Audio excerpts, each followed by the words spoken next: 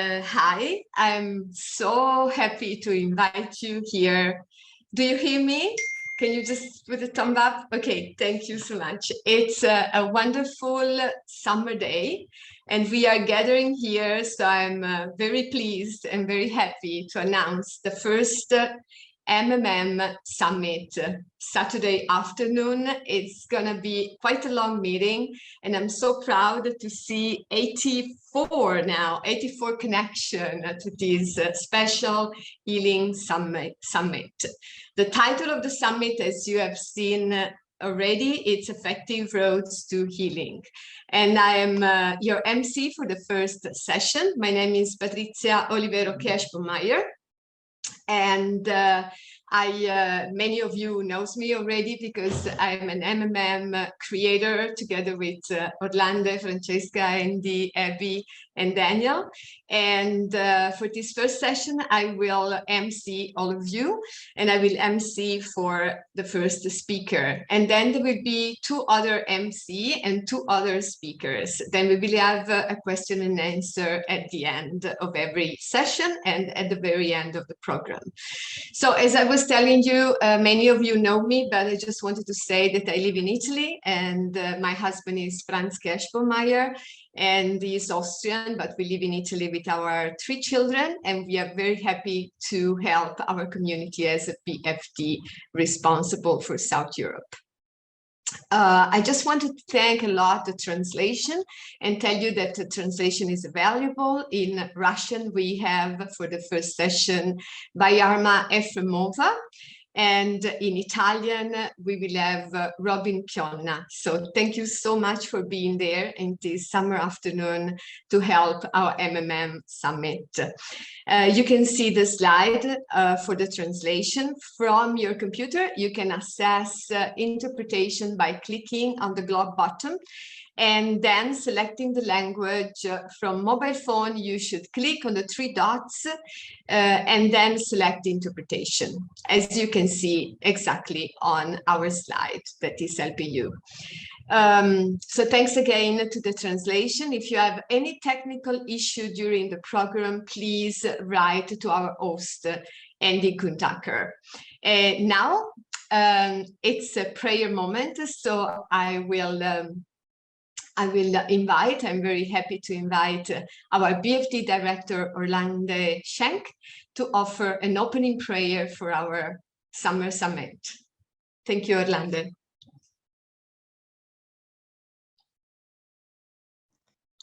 Okay, good afternoon, everyone. Welcome also from my side to this special MMM event, and please join me in prayer. Dear Heavenly Parents, we are gathered here for a special MMM event, and it's about the effectiveness of healing. And I'm so grateful for all the speakers who present today, for Hilde, for Franz and Kurt, who are really doing an amazing job for really living for the sake of others. And I'm so grateful they're taking the time to speak to all of us. It is really an interesting topic, and I experienced myself that there is so much going on around us, also affecting us from the spirit world, affecting us from the people around us that we are not aware of. And I know that our senses are not yet there where we are, where you originally actually wanted them to be.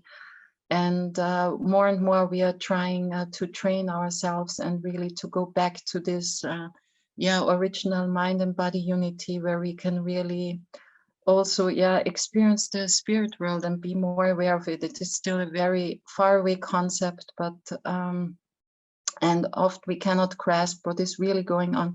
But we really also now, I hope we can open our hearts and really have an open mind about everything that is shared today, and that you can really feel welcome here, that you can speak through everyone, and that we can always keep you in our hearts.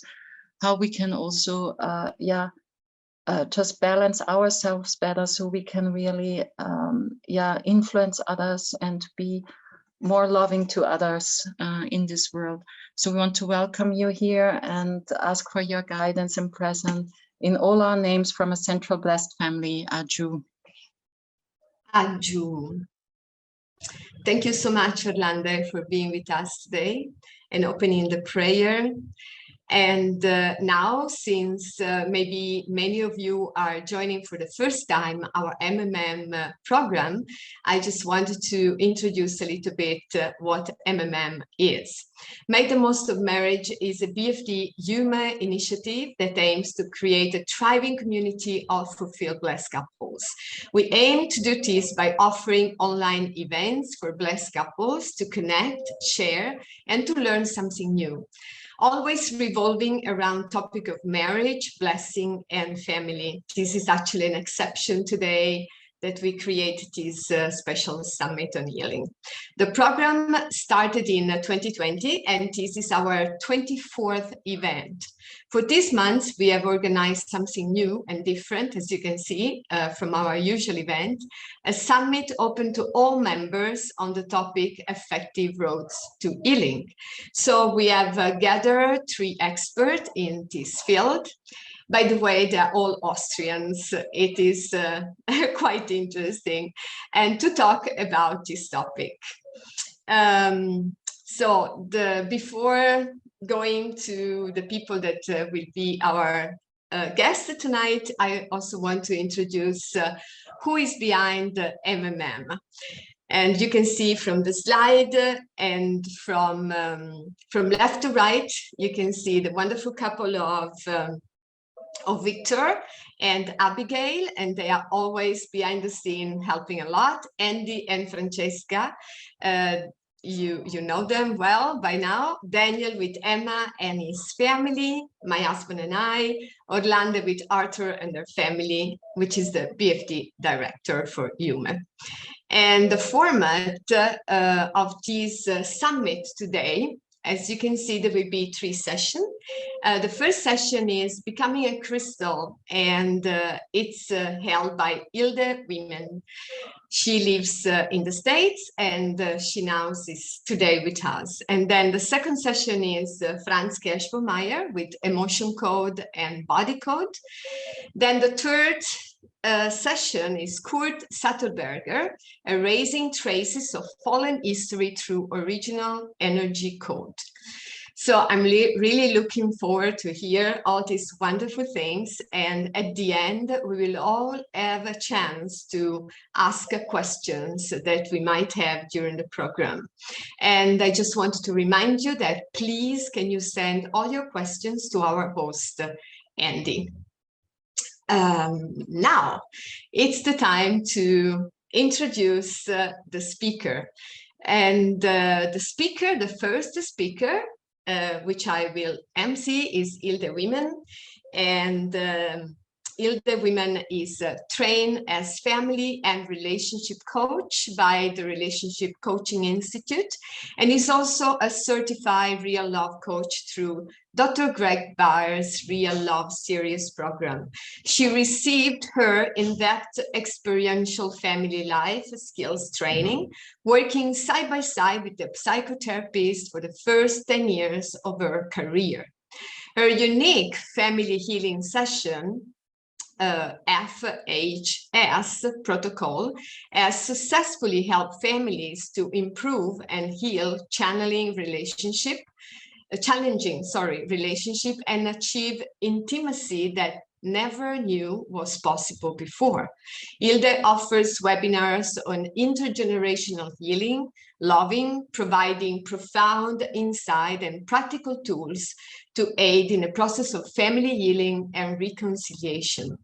She is originally from Austria, as I said before, and lives with John, her husband of 40 years, at Hilltop Retreat in the Maryland countryside in the States. And they were blessed in July 82, and they have 3 amazing grown children and 2 adorable grandsons. So today she is with us, and her topic will be Becoming a Crystal, a concept that True Mother talks a lot about. During this session, we will also listen to testimonies of some blessed children, a young blessed couple that I worked with Hilde in the past. Please just have a pen and a paper ready for this session if you want to take notes. And during the talk, write your question to Andy, and we will have a short Q&A later on. So Hilde, the floor is yours, and we are really looking forward to hear your advice and guidance.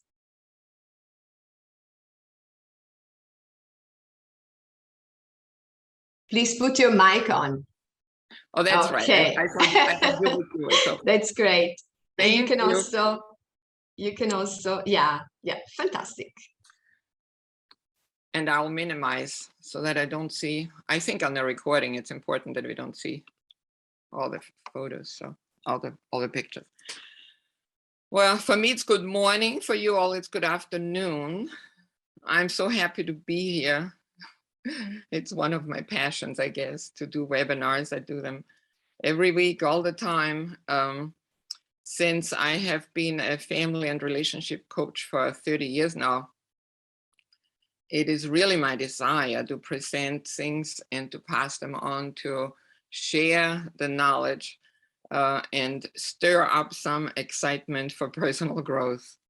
So here we go. This time I thought we pick the topic, the latest that True Mother was talking about, clear the crystal. So creating and maintaining emotional health in relationships.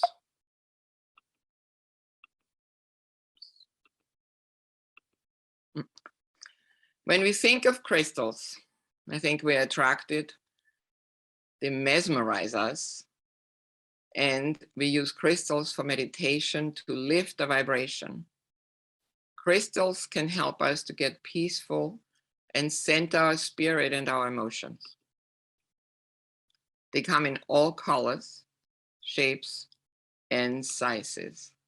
And I thought by that time when I was looking for all these pictures on the internet, I was in love with crystals.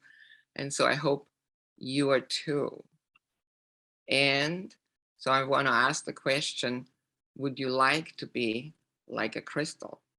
And that means, would you like to live life without casting a shadow? To live at high noon, for the divine light to radiate through you and out to the world. I think that is definitely, I've used here some phrases that First Father said, and it's used in our movement. So crystal, high noon, divine light, I think you're all familiar with this, and this is what we are striving for. So I thought we meditate here for a moment on the words that Mother spoke in April 17 of this year. And she said, that is why our life on earth must be free from shadows. Anything that could form a shadow should all be thrown away.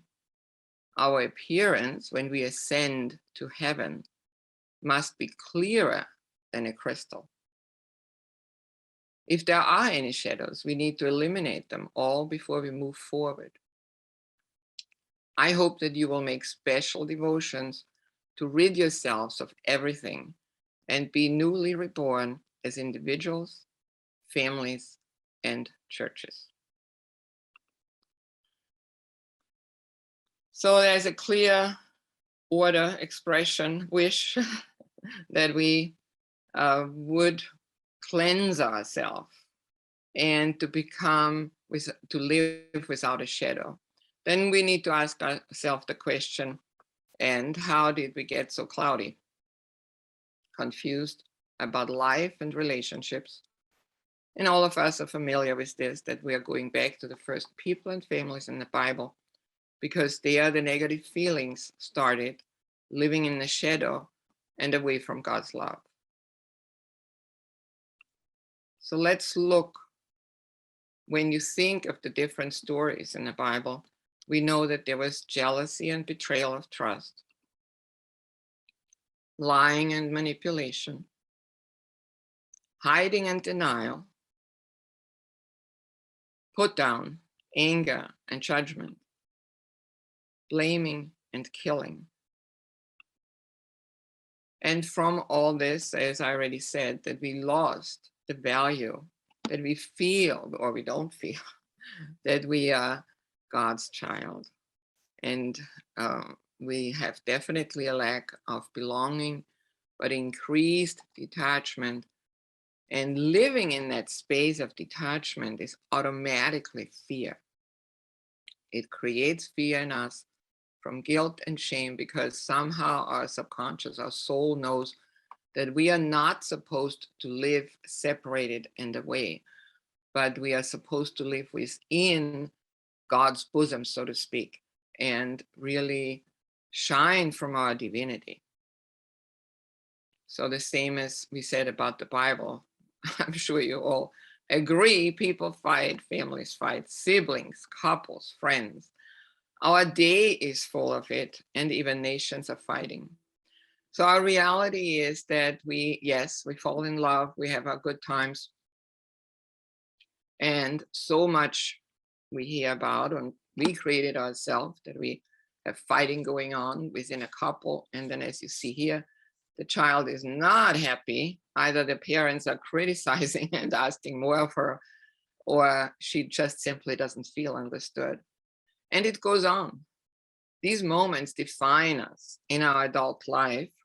And that is more the topic about today, that it is absolutely needed that we look at the way we grew up and what influenced us, because these moments, we are so stuck, or we are so imprinted by these moments, and they definitely define us in what we are, how we are living, how we decide, what decisions we make in every moment of life.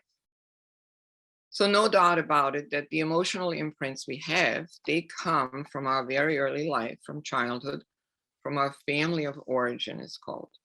So there we are loved, but sadly, we're also emotionally wounded. The reason is that we are raised by parents who experience the same thing. They weren't raised by perfect parents. They didn't have perfect siblings, coaches, teachers, environment, anything around. So we come out of the womb, and we feel happy and free to scream because we are hungry. But eventually we are shut down. People tell us, be quiet, don't do this, and so on. And at that age already, we begin to shrink. That creates definitely a more sadder presence. And the conclusion of all this is that we have ancestral burden and unresolved issues, and they show up in our life as triggers. So when other people tell us, don't do this, or, oh, you're so awful, or whatever, or you can't play with us in the sandbox, right? These are things, that is their judgment and opinion and their moodiness and their a lack of unconditional love. So we take that in and rotate around this and really start believing it. So we need eventually tools to identify, what are those stories? What is it that I believe? Really?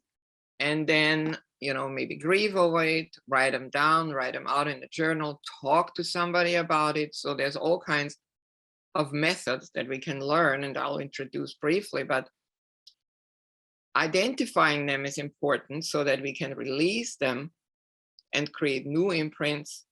And when we have a different belief, then we act differently. So important that we get new habits. This is a very short view into our organization, Generational Healing. We have a protocol, and I'm pretty, what should I say, I'm proud of. I am relieved more than proud of, because as you probably know, may have experienced, that you go somewhere and you ask for help, and somehow you never know, okay, is this good therapy? Is this good coaching? What am I going to do? What are we going to do? And where am I going to end up? In our protocol, we create clarity, that we right away say, well, we need certain things, certain steps in order to heal. First thing is digging into our family history and reading certain topics. These things will give us knowledge and give us insight, awareness of ourself.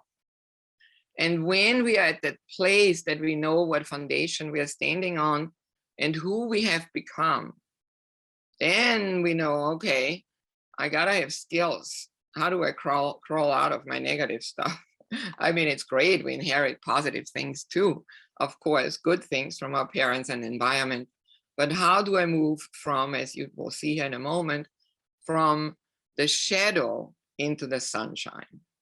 So I just put a few pictures of books here. This is really what we all need to do. And then when we get that, what happened to us, build new skills and practice. Practice, practice, practice. Question is, well, where do we begin? And I thought this would be something, maybe you, if you have paper and pen at hand,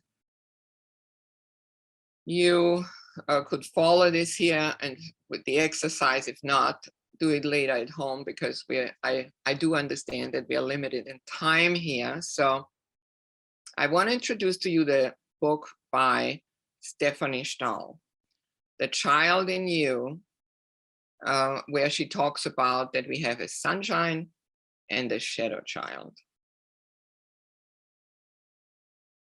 Let's take a moment here. If you have, if you feel like you want to be part of the exercise, or if you just want to listen to it,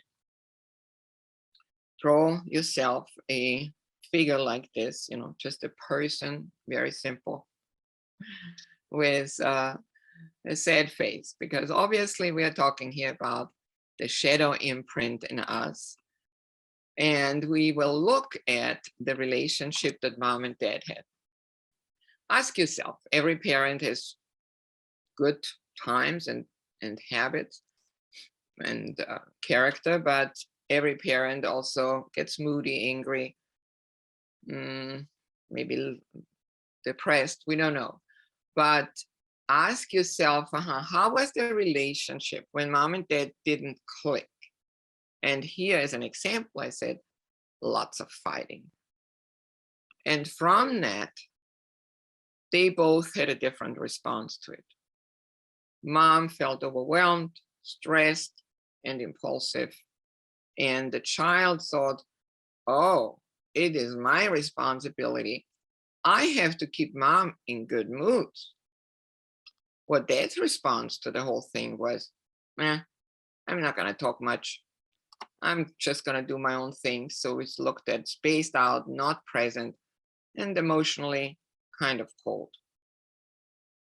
And the child feels like, dad isn't here, is not interested. So his message basically is, leave me alone.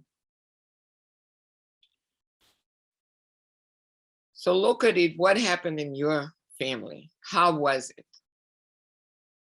And then what happened to you? What I put here into the person is the ideas we get from it when we grow up with messages and an awareness like this. Then, oh, they are fighting. They are under stress. I must be a burden. Oh God, I pulled the short end. I would rather be in a happier family. But I have to function because looks like I'm alone. Mom can't quite handle it. Dad is taking off.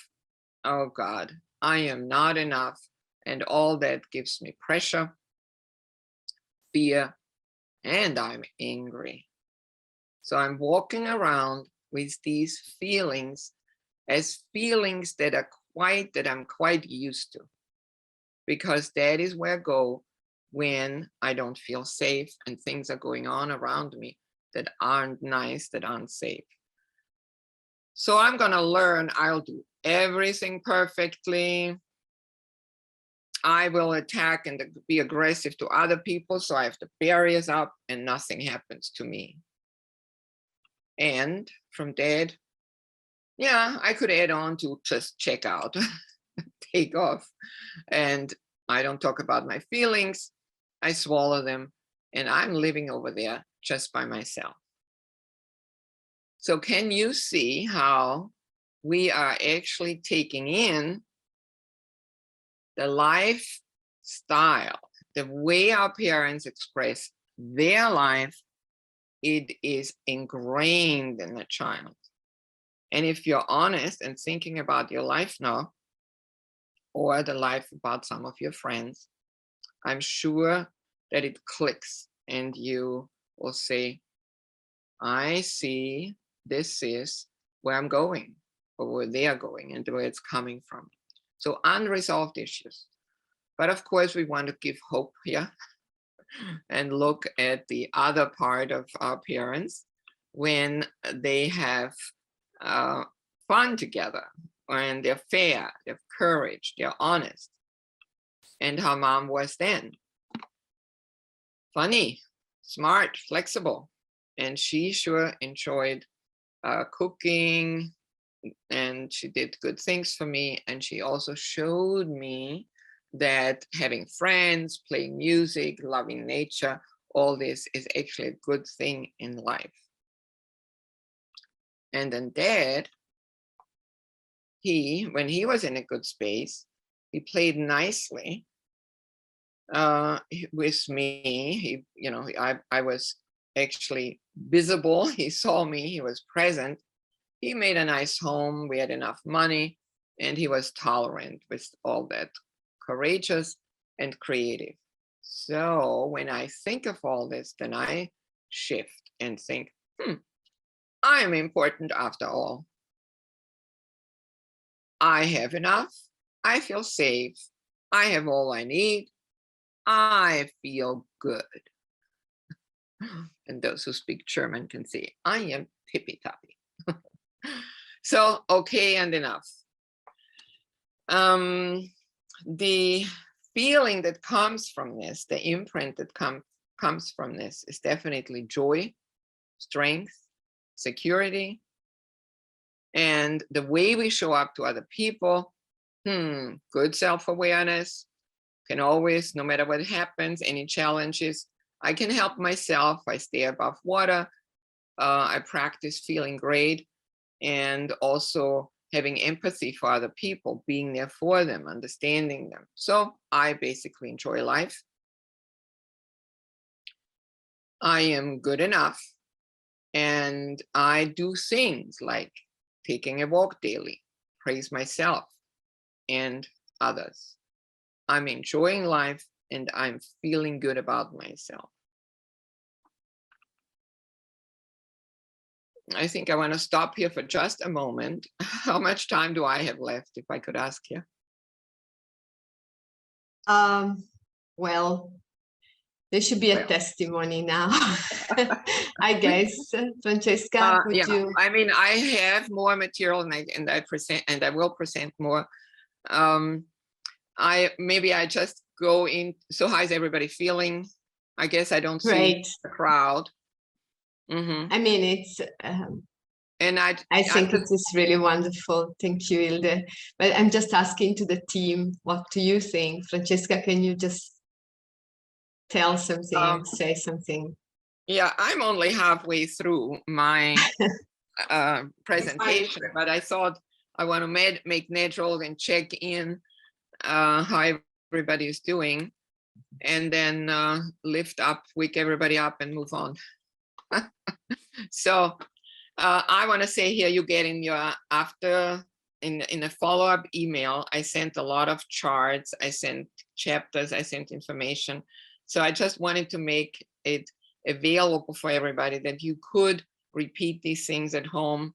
And then also what is good for a couple. I mean, here we are in a marriage program, to first sit with it and find our story, and then share with the other, in order to get to know each other and really learn how to heal the other person. And I'll speak about this a little bit more. So let's go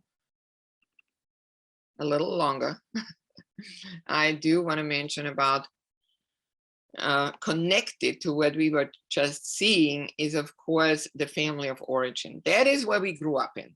Whoever lived in the house, if just the parents and the kids, or if grandma and grandpa, or an aunt and an uncle, or a cousin that was taken on, and so on. It doesn't matter. So family of origin coming together with those who grew up, they create our imprints. And we want to look at three things: parenting styles, birth orders, and also what kind of a temperament, what was the energy, the vibration, what culture was lived at home. And we start with first parenting. There is the dominating parent is basically raising us saying, hey, I want to do what I say, and is not interested in what the child is saying, feeling, how they're responding, what they want, what their needs are. That's extreme. I'm describing the extreme, but that's okay. I am controlling this, and that's how I feel safe. The neglectful parent is, oh, I'm so busy. I have to start my company. I have so many church responsibilities. I'm signing up to help the whole world, and I put this TV on. Okay, kids, you can watch. As you see, I'm making it extreme in everything, but just so you get the difference and see what happens, that the child is lost in both cases. Now we come to the third one, the permissive. Mom is maybe not feeling so well. Who knows how her childhood was and how her marriage is. And she's a little exhausted, easily sick. And so she just tells kids, oh, come home at 11. And then the boy says, or the girl, let's say the boy says, oh, Mom, everybody else has time, can come home later, has a different time to be home. 11, that's so early. They all can stay till 12 or 12:30. And the mom now would sigh and say, I guess so, and go on. So that's an example of permissive. The child becomes manipulative, raising oneself, and also angry, because the child deep down there is saying, where's my childhood? Where are my limits? Helicopter parent is more a newer style, where the parents on the phone and have the control. They know the steps the kids take, where they are, and so on. And I always tell a story of an early client of mine when the mom ran away from home, got pregnant, eventually, was together with the father, separated, came together again with the father, and never did her personal work. And she was on the phone and in their email and constantly, oh, I said, oh, does this boy like you? Oh, like this. And the kids have all three of them have quite some issues, because mom didn't know where she's ending and where the child begins. And the kids, all they had to do all the time is, wait, I have my space. There's a boundary. I end here, and I need my peace. I need my time. I need my space. So when parents interfere all the time and don't let the child develop their own stamina, all this is abusive. But the only firm and loving parenting style is the only appropriate parenting style, is firm and loving. Of course, we always think of loving, of course, love, unconditional love. And I hope it's not news to anybody that we also need rules and clarity and firmness, and to package this the right way, that we have the right right percentage of firmness, but also forgiving, loving, teaching, taking ownership as a parent that maybe we didn't do that much. So here he has, he's flunking or he's not good grades. Don't let me yell at him. Let me just say, oh, I'm sorry. I guess I overlooked something. Let's sit down and find out what's going on. So this is, of course, just a very, very, very short version of parenting. And as you can see, I have so much passion for this. I love teaching correct parenting, bonding, attachment. When we look at our birth orders, we can see that also that shapes us very, very much. I love this picture. It's one of my favorites because you can see the heroes, the two girls on top, and in the beginning of the line. They certainly have a focused mind. They are clear and they are hanging out together. And then the next gang, the three boys, they seem to have fun. They are a group, independent from the others who say, oh, I don't want to be like that. Look, they follow what they feel so responsible, so serious. So they do their own thing. And then the youngest children, as we know, they're always loved. In this case, lucky them, there's 2 girls, 2 boys, and they are their own clique in that way. And I'm sure just loved by everybody who is around, maybe not by the oldest girls who have to babysit them. So as you see, whatever we experience in the family of origin is definitely imprinting us with joy all the way, and all kinds of feelings all the way to anger, frustration, impatience, and things like this. So it's harder to recreate attachment with adopted children, or when families marry and blended families come together. Another part that is good to look at is how was it living at home? What kind of a family culture did we have? So this is important when, it's important anyway, but when we get together with a spouse, and here we can say as a possible matching, or we are in it already, then it is really good to talk about how did we all function? Where are we coming from? You know, are we coming from an Asian country where maybe the emotions aren't so expressed and there's always kindness? Or am I born in Italy? And I always use Japan and Italy as comparison. And they're, you know, a total different way of expressing ourselves. So how the relationships were, where I have worked with couples where one got a phone call every day from a sibling and the other one never. When we live then in a marriage like this, we really have to become sensitive, because there can be jealousy. Oh, wow, I'm left out, or I never experienced this. So judgment, oh, you spend so much time with them, not with me. I mean, it goes on and on, all kinds of things that come out in the relationship when 2 people are together in marriage. Investigating what rules there were, what routines, and also traditions, as you see here, the birthday hats or the meals together, vacations, or those little naughty kids, how their relationships were. Religion plays a big role, and money plays a big role. All these things would need to be addressed, really talked about. So we see, I'm bringing this with me. You're bringing that with me. What are we going to do? Are we taking from here, from there, or are we going to create our own new everything? But the roots we can't recreate, but are we going to create new traditions, and how to deal with money and things like that?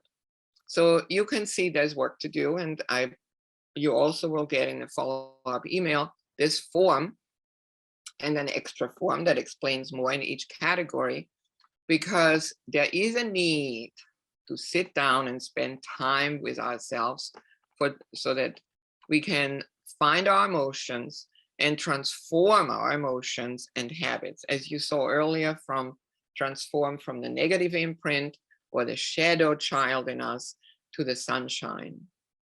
And then, of course, we need to learn new life and love skills. That's why we also created the Matching and Marriage program, in order to learn to become the healer for each other and unfold our divinity. That is something, becoming the healer for each other. I want to explain very briefly. Havel Hendrik Harville Hendricks talks about it, that when we discover things in our life that are painful, that and share this with the other spouse, that we do it in a way, and that's, we don't have enough today to explain this or to learn anything like this. For that, you have to go to Safe Conversations, but to express it and say, hey, this is hurting, I've experienced this as a child, please don't do this to me again and again, please, you be different than others. And then our spouse can choose to love us in a different way, love us in a way that would heal us, or not. And then when it's not, when we have unresolved issues, then this happens. So first we think, okay, we are two adult people, we are in a relationship, and it's gonna go well. But nobody knows that underneath are sitting our wounded children that are quiet at the moment because we are in love and in hope. And they just stay home when we go out dating and tell our stories and show ourselves. As we get familiar with each other and gain trust, oh yeah, she and he is gonna hang around, or after marriage, then these things happen. That when we are triggered, not feeling so well, we actually let that inner child out, or it just happens that when it's ready, it comes out and it imbalances. That our relationship falls out of balance because the wounded children show up in the present time. And you see here, two of them hopped up there on that scale, and now the other one is still quiet.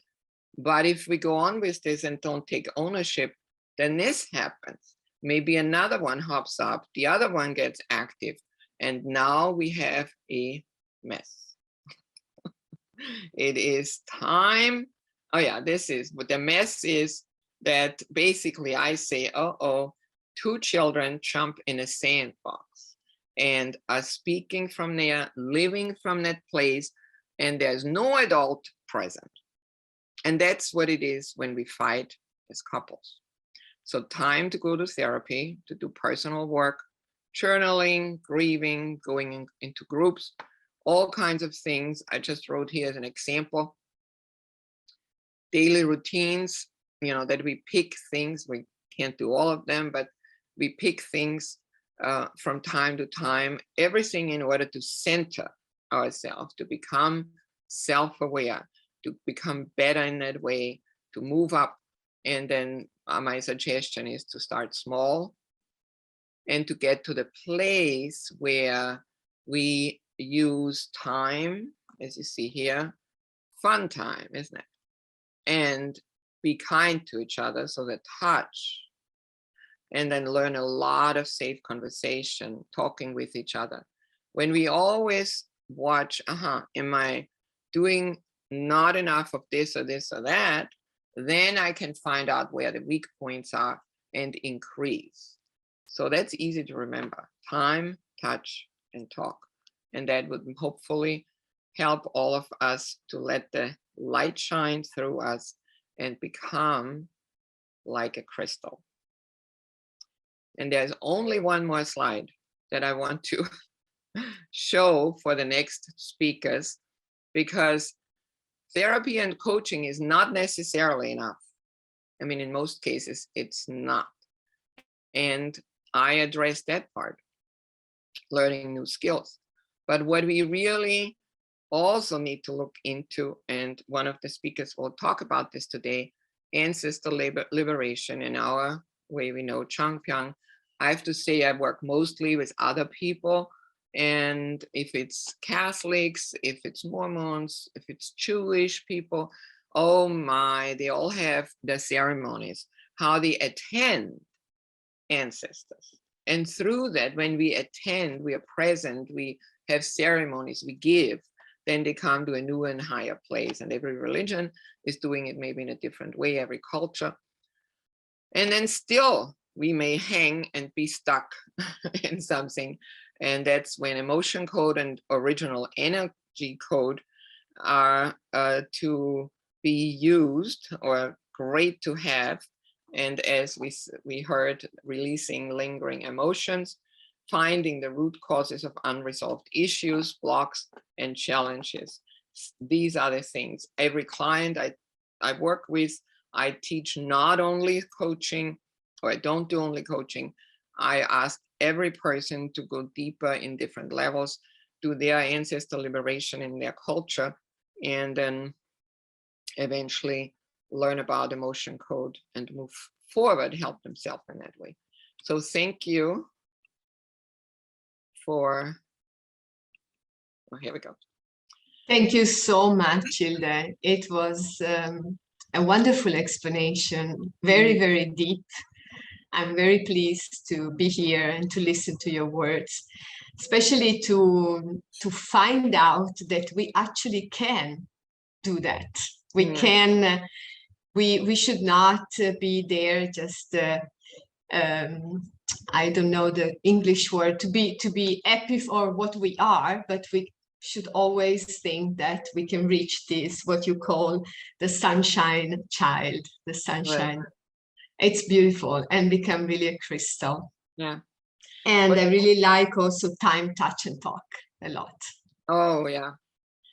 I feel in here, I helped one family, they had small kids and they really didn't know what to do. They didn't have a lot of money to go on and on with therapy. And I said, time, touch, and talk. Just learn what that is. Use it. And they raised their kids with that. And that was good enough. It was great for them.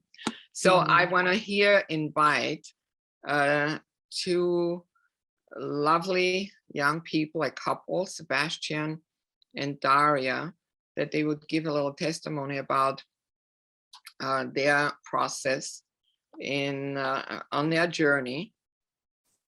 It's not necessarily so. Yeah. You said earlier, our client, Sebastian never was my client. Daria is my darling daughter of, of my friend. And so she happened to be here for 3 months as an intern. And that's when we discovered a lot together and her life shifted. So I leave that up to the two of you. Would you say, Patricia, how much time there is? Yeah, I think 15 minutes is okay, right? Wonderful. Is it? 10 minutes, from 10 to 15. Is it okay? Yeah. Thank you. Yeah, you're welcome, Sebastian and Daria. Unmuting. Who does unmuting?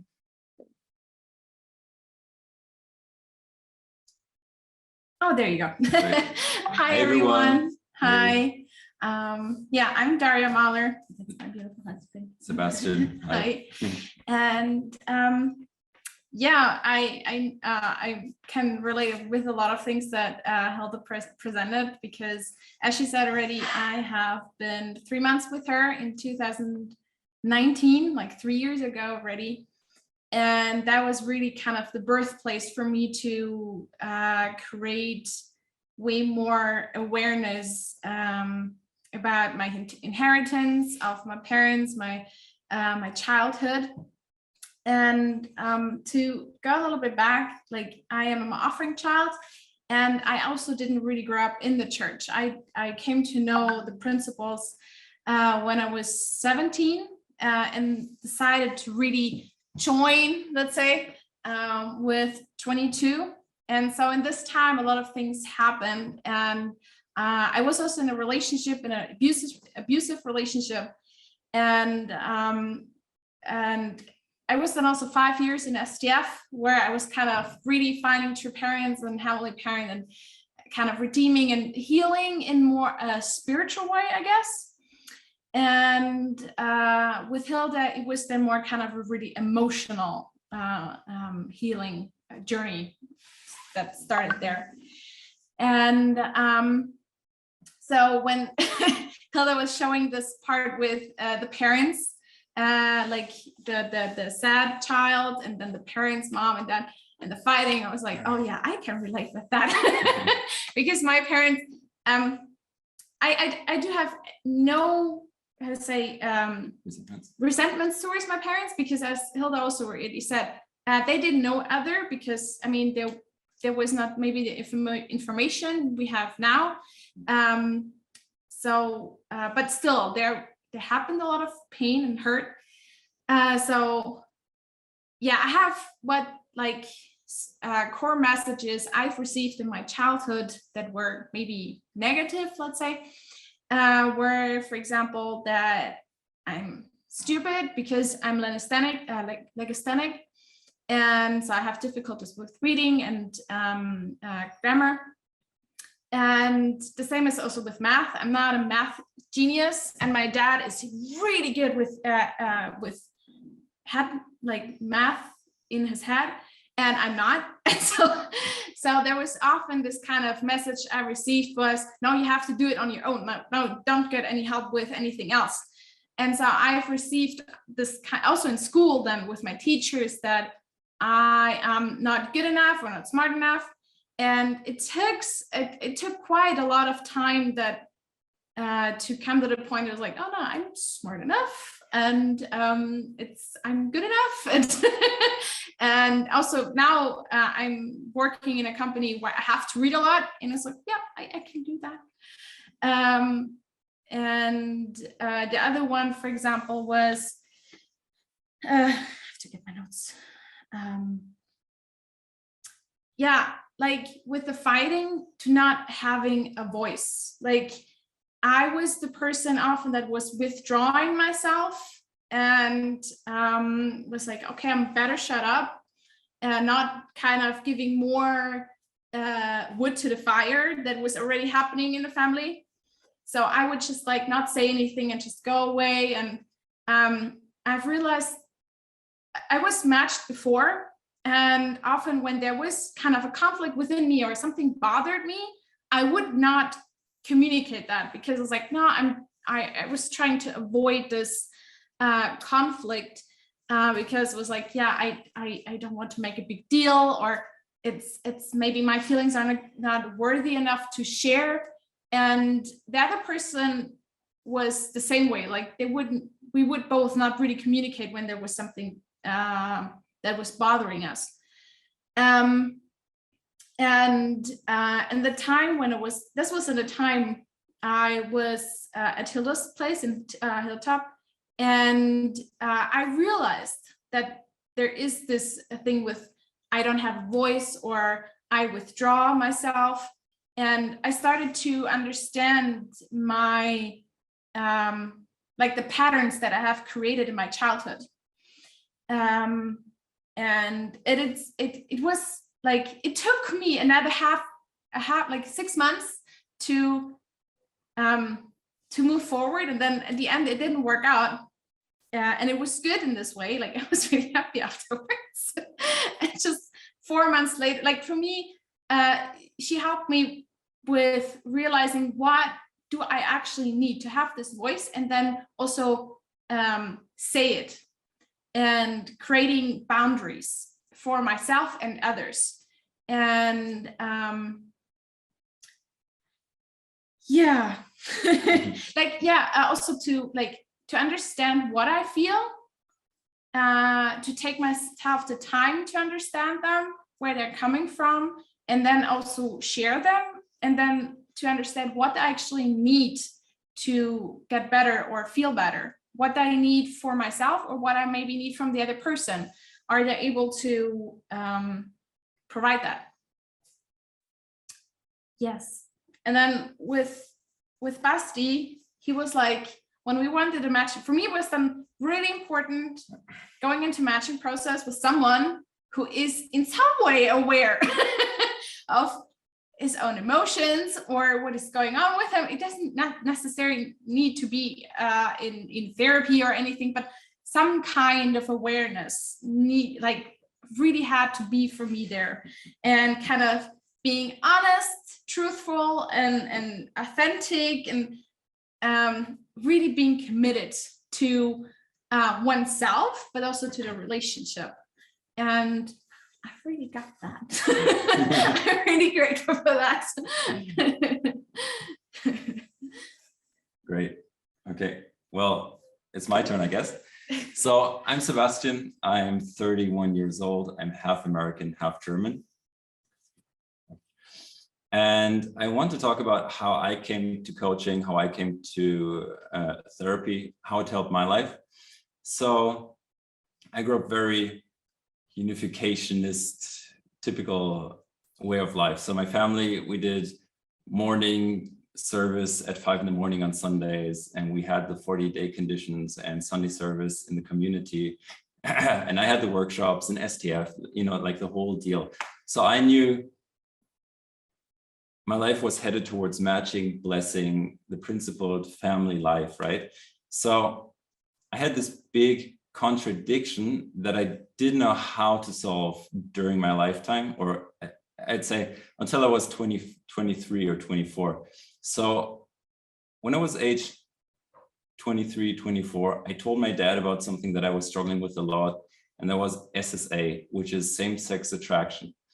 In my case, it's unwanted same-sex attraction. So that means I didn't want to act out on it. And I just felt, here's my life promised to me by my parents and by friends and by, you know, our church, which is having a wife and having children, and that will bring you to a great, you know, fulfilling life and, you know, just making everyone happy and proud around you. But yeah, my sexual attractions were in the way, and I was feeling a lot of shame around that. And just overall, I didn't feel really good about myself in general. And I didn't know where that came from. I didn't understand it at all. So what happened was I told my dad with 23 years old, you know, when that was around the time when I felt, okay, I want to get matched. I want to get blessed to wife. But I guess I need to tell him first and see what happens. So he said, and I was very grateful for that. He said, son, we love you. It doesn't matter, you know, whatever it is that you would have told me now, nothing would have changed. It's just, you know, you do your life decisions. We support you fully. And I really needed to hear that at that point. That in itself was kind of therapeutic. But then he gave me a USB stick with a lot of audio data and books, ebooks of Richard Cohen. He's a guy who was very involved in our church, and he knew a lot about people struggling with unwanted same-sex attraction. He understood it. He did therapy on a lot of these people. And yeah, I've never heard of that before. I never understood my condition. So I was very happy. And the next years I read a lot about it. And yeah, I was just sucking it all in, basically, all that knowledge. And I was in two and a half matching processes in the following years. They all didn't really work out because I thought, you know, I thought just knowing about my condition, just knowing where it came from, that's enough. But actually it wasn't enough. And I really needed to have coaching and therapy and a lot of people that experience the same thing in my friend zone, so I could feel that people could relate to that as well. So after 2.5 matching processes, so I say half because it didn't really last long, I said, okay, no more matching processes. I really will work on it. So what I did, I went to 2 4-day seminars, and they're internationally organized by a nonprofit organization, and they have Jews and Muslims and Christians. It's an interfaith thing because mostly it's religious people that want to live a normal family lifestyle, not the gay lifestyle. And it was so incredibly healing and helpful to meet with these people and to share about struggles and yeah, build long-lasting friendships. So that was the kickstart. And then I got into the matching process with Daria, which was really great. And she actually, because I guess with her work with Hilde, she knew, or she recommended someone to me who, you know, I could do therapy with. So that was really great. So that person helped me a lot with overcoming inner securities that I had from childhood on. Because one thing that that is very big in therapeutic, or in the therapeutic approach of SSA, is it's not about sexuality. It's just you need to feel good with your, if it's a man, with your masculinity. And yeah, that was what I was struggling with my whole life. And I was looking for that masculinity in other men, sexualizing it. So that's basically how it works. But once I felt really good about myself through coaching, through therapy, it kind of handled itself. So yeah, that's how important it was for me to step into coaching and therapy, because without that, Daria would have been maybe the fourth matching that wouldn't have worked out. And, you know, who knows what would have happened. So yeah. Exactly. So I just want to say it was for me very important to do it. It was enough to just read about it or to hope it gets prayed away. Like, you know, I did everything else. I thought jumping would be helpful and all of that. And perhaps it was, but yeah, it wasn't substantially that what I needed. So yeah, thanks for listening, everyone. I have that one more thing to say. It's that, like, for a while I wasn't so much doing myself on, like, working on myself, and he was having so much like success and was moving so much forward. It was like, I'm jealous, I want to do that too. and so that helped me then also starting, okay, I need to, because I have worked with Hilde, but she's also very, very busy. So I have started also to do some inner child work. And this is also where right now it goes a little bit up and down, but we feel like we are in a much better place than we were like a year ago or half a year ago. So yeah, thank you. Thank you so much. Thank you. I mean, the Thank two of you are phenomenal. I feel like, you know, how you told the story is just such an incredible teaching and such an experience to watch you. And you taught more things in one, not just doing personal work, but even the possibility of healing from these extreme wounds that a lot of people are confused about, like sexuality or emotional things that mislead us in our sexuality, let's say that. So thank you so much. I'm very grateful. Thank you. Yes, me too. I'm very, very grateful to be here and to be able to listen to you, Daria and Sebastian.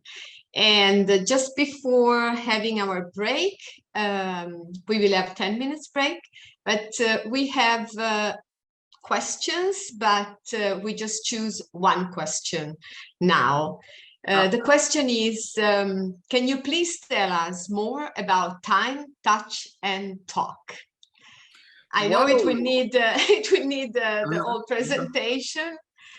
No, you can actually, I mean, I didn't even think of that or calculate, but there is, for parents who call me, they always want to very quickly know the answer. So I say, click on my website, and for, I think it's $6, you can have a little booklet that talks about that, gives all kinds of ideas, pages and pages and pages for traditions and how to understand and use time, touch, and talk.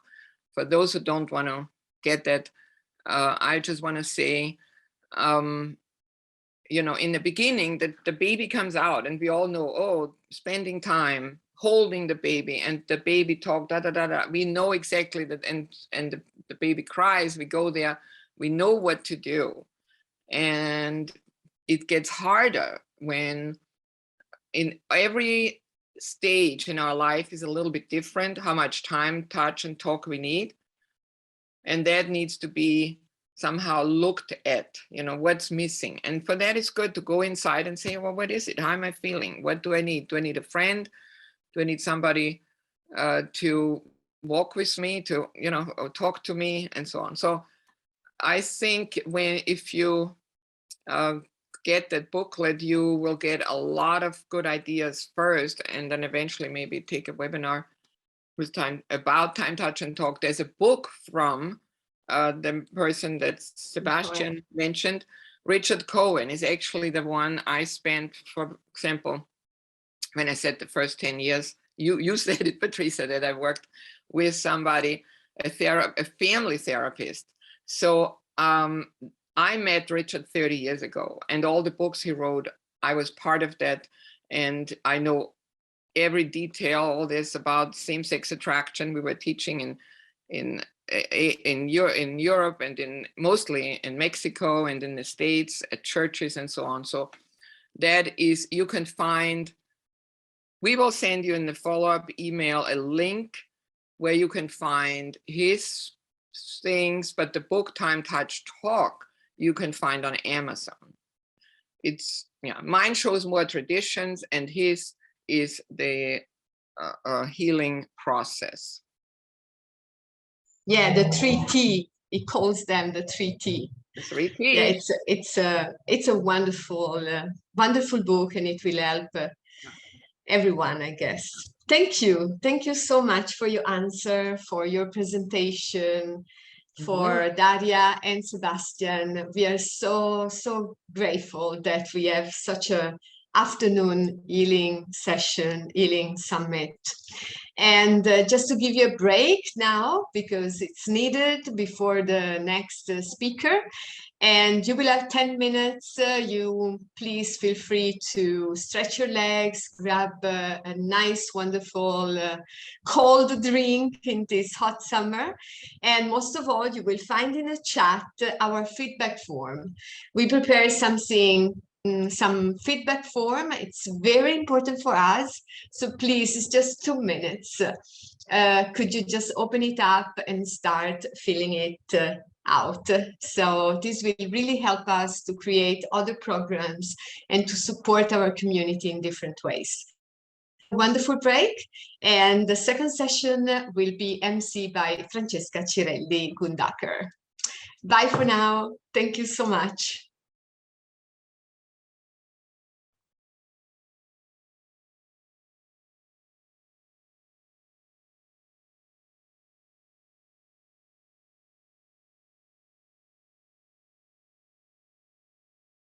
So, hello everybody. Can you hear me well? Yes, awesome. Thank you. So welcome back from the break. I hope you had a nice short break, and welcome to those of you who are just joining us today for the special MMN Summit on the topic of healing, titled Effective Roads to Healing. I am Francesca. I will be your MC for this second session. Patrizia did a wonderful job before, and later you'll see another wonderful MC, Daniel. And for the second session, I want to reiterate that we do offer Russian translation as well as Italian translation. And I'm sure you already know how to access translation. And I'd like to thank in advance our wonderful translators who are, for this session, Marianna Sokurova for Russian and Robin Chionna for Italian. So thank you very much for your work and for being here to help us. I hope everything works out smoothly. And I'd like to remind you that if you have any technical issue or any question during the presentations for our speakers or so on, please feel free to write them to our wonderful host, Andy. You will find him in chat with the name host Andy GC, as you see on the screen, and he will do his best to help you out and to gather all the questions so that we can have a smooth Q&A session at the end of today. So, for those of you who don't know me, a brief introduction. As I said, my name is Francesca. I'm a BC from Italy. I'm half Italian, half American. And I now live in Austria with my great husband, Andy, who is from Austria. He's half Austrian, half Australian. And we work with the BFD of Europe and Middle East on different projects, one of which is MMM as part of the MMM team. We already talked today about some very, very important topics. We learned from Hilde about how we all carry wounds inside ourselves that may come from our family of origin, from our parents, because our parents themselves carry wounds inside themselves from their own parents, and how we can learn to become aware of these wounds so that we can take ownership over them and heal ourselves, but also when we are in a couple, then help heal our partner or support the healing of our partner. And we learned a wonderful, we heard a wonderful testimony from Sebastian and Daria Mahler that I'm sure moved many of you, moved me, and it's always wonderful to hear their honesty and to really hear some testimonies. For this session, we're going to take a different approach to healing, just as interesting and just as important. So I'm really excited to introduce our next speaker. Our next speaker is going to be Franz. So Austrian by origin, Franz Keschper-Meyer has lived in Italy for 32 years with his wife Patrizia, who you met before, and their 3 children. In 1978, he met the Divine Principle and dedicated himself full-time to the mission that led him to various European countries, to the United States and to Korea for CARP and CAUSA. Franz received the blessing in 1989 as part of the 2075 couples blessing in Korea. For many years, he has been actively working in the Blessed Family Department, and he is currently serving as the director for the first generation Blessed Family Department in Europe and Middle East region. And together with his wife, Patrizia, they also both serve as the regional leader of Blessed Family Department in Southern Europe. Franz has been working as an emotion code, body code, and original energy code therapist for 10 years, helping both members of the movement and people in society. And today, as you already know, he will be talking about emotion code and body code. He will also guide us through some exercises. So I'm really excited to hand over the microphone to Franz. Welcome up, Franz. Thank you very much. I was real happy about what Hilde said, because I can refer so much to her and about all the points she was mentioning. And also I want to say a big thanks to the MMM team who gives us the chance to speak about this so important topic. Because healing, it's so an important topic. Now I like to share a bit my screen with some slides. Okay. Today I speak about emotion code and body code, a practice I learned about more than 10 years ago. And I started to go into this practice because we had a real big problem in our family.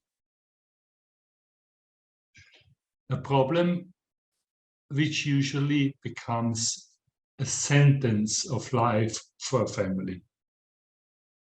When our daughter started at the age of 5 years to have the problem of epilepsy, and this went on for many years with very heavy medication. And because of this, we as a family really were in troubles. It put a lot of strain of our relationship between my wife and me and with the other children, because we could not cope with the situation in a normal way. And then I was invited by Susan to Britain, and she introduced to me the emotion code therapy. And I thought, okay, it's not costing anything to try it. And it was an incredible change taking place. We explained also to the doctors in the hospital here, we do some therapy with our daughter. And the response of the doctor were, just continue because it works. We don't know what you're doing, but it works. And it took 4 months to take her out from epilepsy. I myself was awestruck because of the power I could feel behind this. And it was the start of my journey to healing. It was the starting point where I said, there is something normal medicine cannot solve. The medicine we are using, we're giving pills, we're giving medicine, but actually the real cause behind why people have problems are not addressed. So I started to work with emotion code, body codes, and I got to study it. And I started up with friends. And because of the results we had with our friends, more and more people came. And it is like 90% of my clients are not from our movement. But for them, it was, in many ways, real miracles took place. And for this reason, it became actually my main job. I had to skip everything else because I didn't have time anymore for other things. And requests became more and more from the people. From one person I could help, maybe 20 people came. And it went on like this. So I like to speak a bit more about what is emotion code and body code, because every approach to healing is a good approach if we use it. If we just think, give me the magic pill, then nothing will work. So imagine a world without the drawback of the fall of man. How would we be without emotional backdraw? Without a package, what makes us feel heavy? Because we are all children of hurted children. And so life can be hard. I put this picture here of these ladies who carry on their head a lot of weight. And we in many ways are like this. Emotionally and even physically, we carrying the weight of our past. And all these memories of our past are disturbing our well-being, are disturbing us to be the person we could be, or we are meant to be by God. And we know very clearly a healthy person is usually a happy person. And a happy person is not getting sick easily. Even stronger and can take care of everyday's life. So what is the approach we have in emotion code and in body code to health and to well-being? How can we enable the person to be happy and positive again? Or how to bring him back to know his true potential? That's one very important question. How can we avoid suffering or transform suffering? Because I'm also suffering when I get up a mountain. I'm sweating and it's hard. But it's an opportunity to become stronger. So transform suffering in opportunity. Also, this is one approach we need to have. And what is the hidden root cause of relationship problems? How to enable the people to solve and regain the spiritual freedom they have, what they were born with. The questions we are having and we are approaching through holistic medicine. The group of medicine we are speaking here about is like what Hilde is using, what Kurt is using, what many other people are using as an alternative approach. And one of the main differences of modern medicine and holistic medicine is that we can take care of the root cause and that we can avoid things, or we can avoid problems coming up because we take away what is behind, what is making people feel bad, what is making people fight, what is making people feel bad. So the emotion code and body code system was developed by Dr. Bradley Nelson he himself comes from a religious background. And he himself says that many things, what he found out, received in prayer. So he tried as a practitioner, as a physicist, as a doctor, he dealt with many people whom he helped, but then these people, they came back after some weeks with the same issue. So himself, he said, okay, or I'm not a good doctor, or the treatment is not right. Because I couldn't take off the root where it comes from. So he understood very quickly there is a hidden cause behind. And the hidden cause behind many times is emotional background, like Hilde said already before. And so he tried to find a way which can be easily used by many people to help others.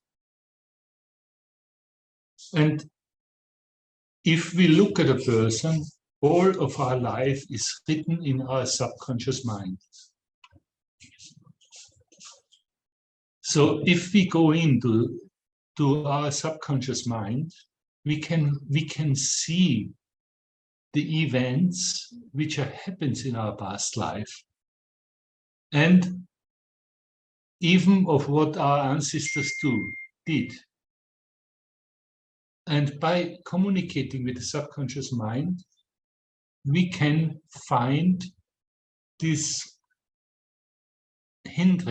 these points where we got diverted from our original being, from whom we could be. We do not hypnosis or something like this, but we use the method of asking yes or no questions to the person, and then, or with muscle testing, we ask, and the subconscious mind responds to our question. The subconscious mind controls much more than we think about our life. We speak about 95% of us is in the subconscious mind. We cannot control our heartbeat. We are breathing automatically. Everything of this is controlled by the subconscious mind, not by the conscious mind. And because we are made out of energy, the subconscious mind is there in the energy part of our body. So if we ask these yes or no questions, we can come up to find out what is the root cause behind. But then also to know, okay, you catch the cold, that's good to know. But what can we do about it? We need to release these energies which are created and were stored in our memory by working on the governing meridian. On our computer, we have a keyboard and we can enter to the memory of our computer. We can influence, we can open up programs. The governing meridian in our body is like the keyboard of the computer. And the governing meridian starts here and goes down all to our back. And there we can access this kind of memories. And with the positive intention, with a prayerful mind, we can help the person to bring all these memories out and get it balanced. To get things done in the right way to correct this. But the first part is we need to be aware of. We need to know something happens. Then it can be corrected. Because once we speak it out, it comes up in our subconscious mind. And so many times we see that the people really remember the event. They say, oh yes, I was hurted there. Oh yes, I had an accident there. Once I did a presentation for a group of people, and usually I pick the most skeptical person to deal with, to do a treatment. And there was one person there, he was very skeptical. So I checked him out, and then immediately it came up, oh, this person, he had an accident. And his backache came from an accident. And then his wife in the audience started to laugh, and she said, one accident, 2 times he was hit in the car. And then he was shocked. How can you know that I had an accident? And that I could identify even the time he had the accident. So this is very interesting that this method is working very well. And then it can be corrected with the working on the governing meridian. And many times, if some physical problem comes out, we also can identify remedies to help the person.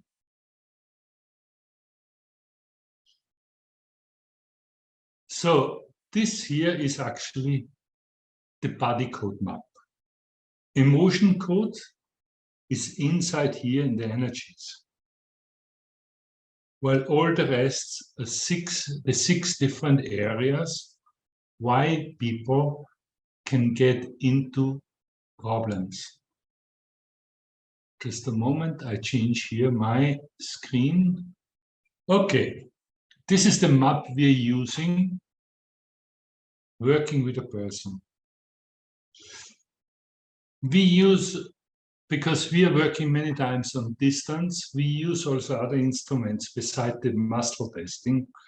We can also use the pendulum, which is just an instrument to measure the energy of the person. If the pendulum could tell me the future, I would not sit here, because I would have won all the lotteries and would be maybe on some beautiful island taking holidays. So now we go, I want to explain shortly what we are dealing with in the body code map. Asking for the root causes in people, we go in to some of these fields, and the body code map or through the questions we get guided like a street map. And it can come out, for example, one person, it can come out, oh, his problems start with nutritional lifestyle. If we do not eat well, or if we do not live a healthy life, of course, we run into problems. So here we can see, like, if people do not drink enough water, if they need food, herbs, or nutrients, or if they are not well nourished, if they have pH imbalance, or if the magnetic field is imbalanced, or if they need some help from outside, like massage or sauna or something else, or if they don't sleep enough, or if they need colors in their life. So it's very intuitive map, and it guides us to understand where to go. The next field is like misalignment. Misalignment can be like in the bones. It can be in the connective tissue, it can be in the glands, it can be in the organs, and it can be even in the system. And it guides me to find out where I have to go. Here the next is pathogens. Pathogens is like mold, viral, bacterial, fungal, parasites. The next field is a field which unfortunately gets more and more strong in our time. And this is poison. I had one client, I treated him and then immediately came out he had dentally poisoning with his teeth. And then he looked at me and said, yeah, yesterday I just lost a teeth my dentist put in, but it wouldn't stay. So he confirmed immediately that this was right. And then I had to find out where this poisoning was. And then the dentist called me, please come here and stay with me if I'm on the right point. It was an interesting experience, sitting beside the dentist, and he was treating his client, and I was there looking with the pendulum. Are you on the right point? Yes, you're there. Okay, take your treatment there. It's funny sometimes. Microbes, prions, chemicals, heavy metals, excesses, and the electromagnetic spectrum. So the next part is circuits and systems. And here we go into many different fields like chakras, the glands, the organs, the system, the disconnections. If spirit and body is not connected, or if there's a disconnection between two body parts, or the acupuncture system. And the last, but the most important part is energies. We all made out of energies. And here, the emotional energies, which are so many times behind the distress we are living. And Dr. Nelson, he divided this in 3 different fields: trapped emotions, the wall around our heart, which is a protective mode we are going in to not be hurted anymore by other people. To be hurted by another person means I put a wall there, but this wall is built out of emotions. I put the bricks there, but each brick has a color. If I take on red eyeglasses, the whole world becomes red. And everything people say to me reflects this kind of color in my life. And in many ways, in our relationship, when we have this heart wall active in ourselves, we cannot relate anymore freely with the other people. Because I'm not anymore free to receive what the other person says to me, because I interpret it already with a preconcept. I had these real incredible experiences. I was working with young people from a community which came out from drug abuse. Quite heavy stuff, and I tried to help them. And and they had some different jobs to do. And then when I said to them, "Oh, you did a great job," they did not hear that I said to them, "Oh, you did a great job." They heard, "You are just stupid." Because their heart wall was, they could not accept any praise to them. It was incredibly strong with them. And to break this up, it's not easy. And the next field is emotional resonances. If we look at this bell here, it rings maybe once in an hour. But the whole time it's vibrating.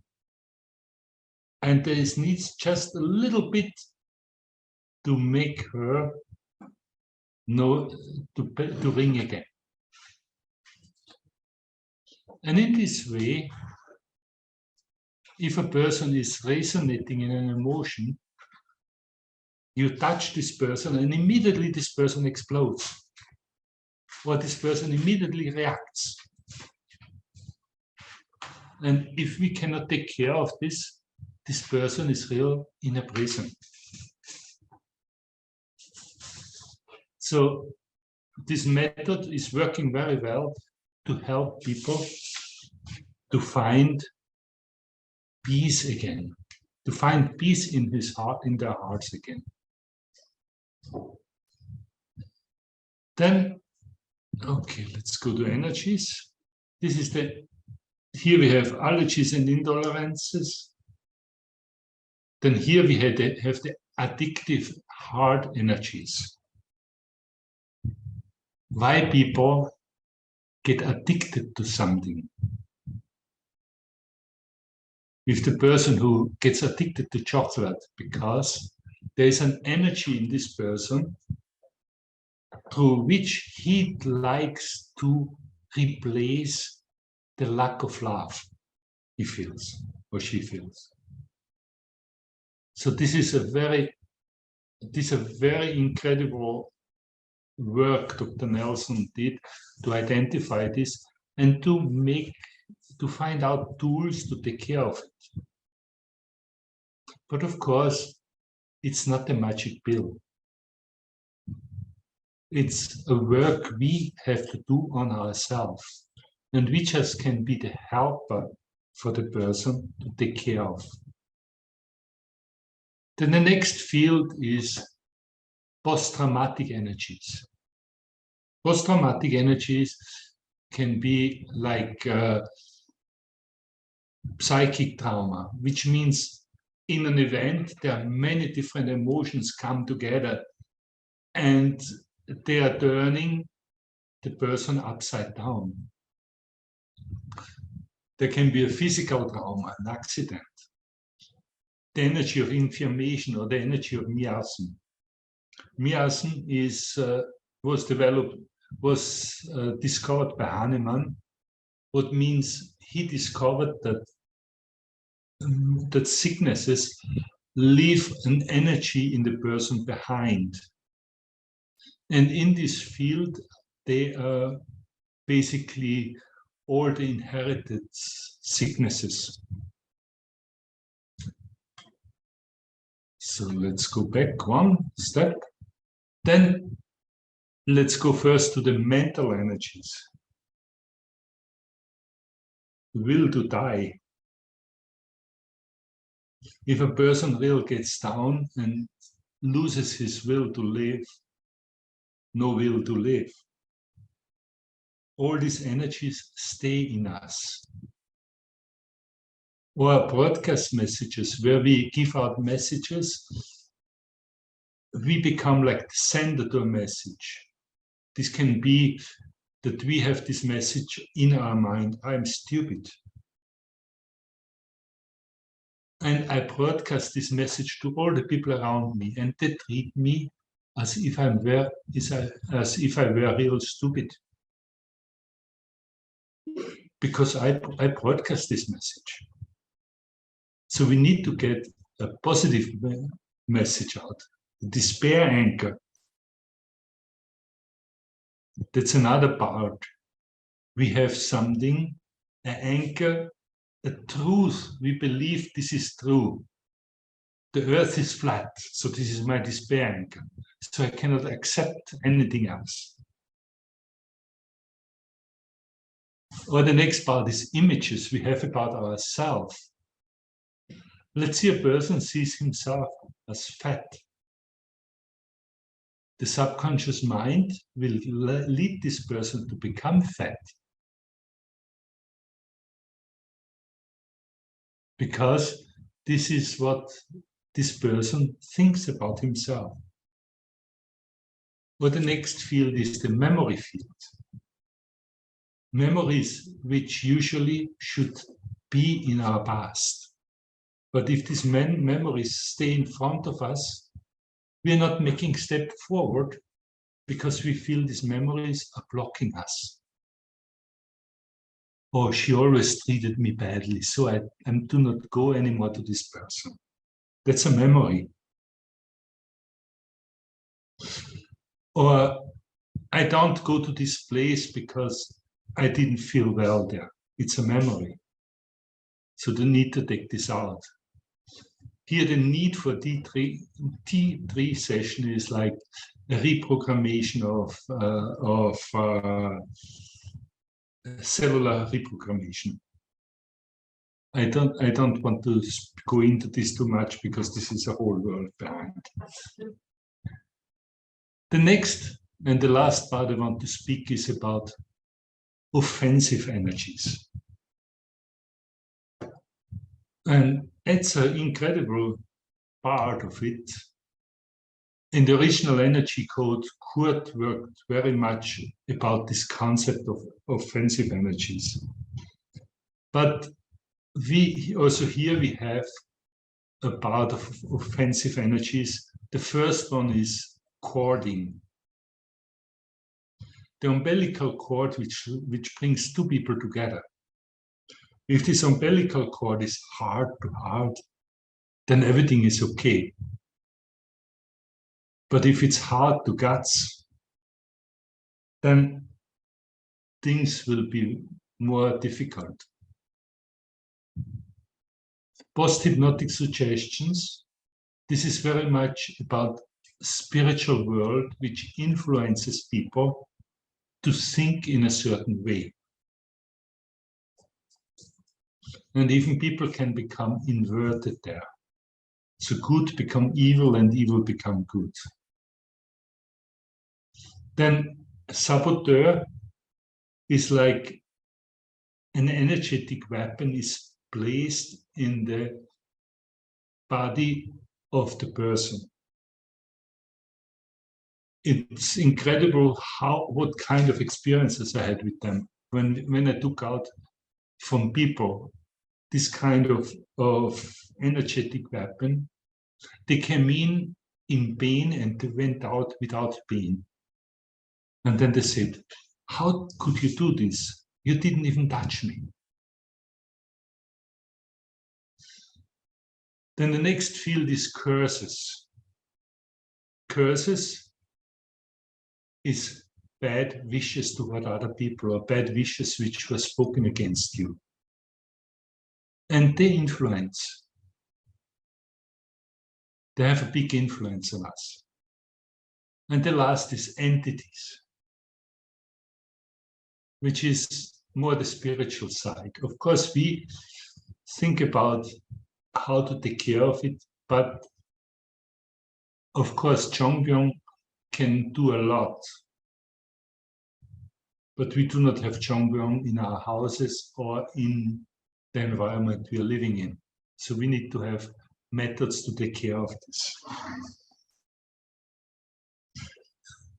Now, I would like to do a little exercise with you.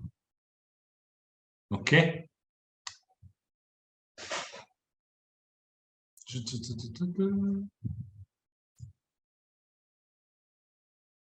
Okay, let's go there. No, I think you went Oh. opposite. Now I need to. No, just go there. Yeah, that Yeah. one. That one? Yeah. Okay. Yeah, like I said, there is no magic, and every one of us has to carry a certain burden from the past. All of our emotions and what we are taking on we have to take care of personally. We just can help the person to understand and to be responsible for it. And a change comes not because a person comes to me, but this person says, okay, there is something I need to change in my life. Because as I started things through certain habits, I have to take care by changing my habit. Let's see if a person is always cheating out by telling half truths and cheating other people with this. And then the people are not trusting this person anymore. Then he just cannot say, okay, I just came there and you take care of it. No, I have to change my lifestyle. I have to become an honest and upright person. And the ultimate goal we can help the person is actually to find a living and a thriving relationship with God. And that this person approaches his life and his life's affair through this relationship, through this work. So nobody can do this for me. I have to do it myself. It's not helping me that Francesca has a relationship with God. I have to build it myself. Right? And I want to give you one phrase I would like to give to all of you. And this phrase is from a writing of William Ernest Henley, Invictus. And this phrase is, I am the captain of my soul.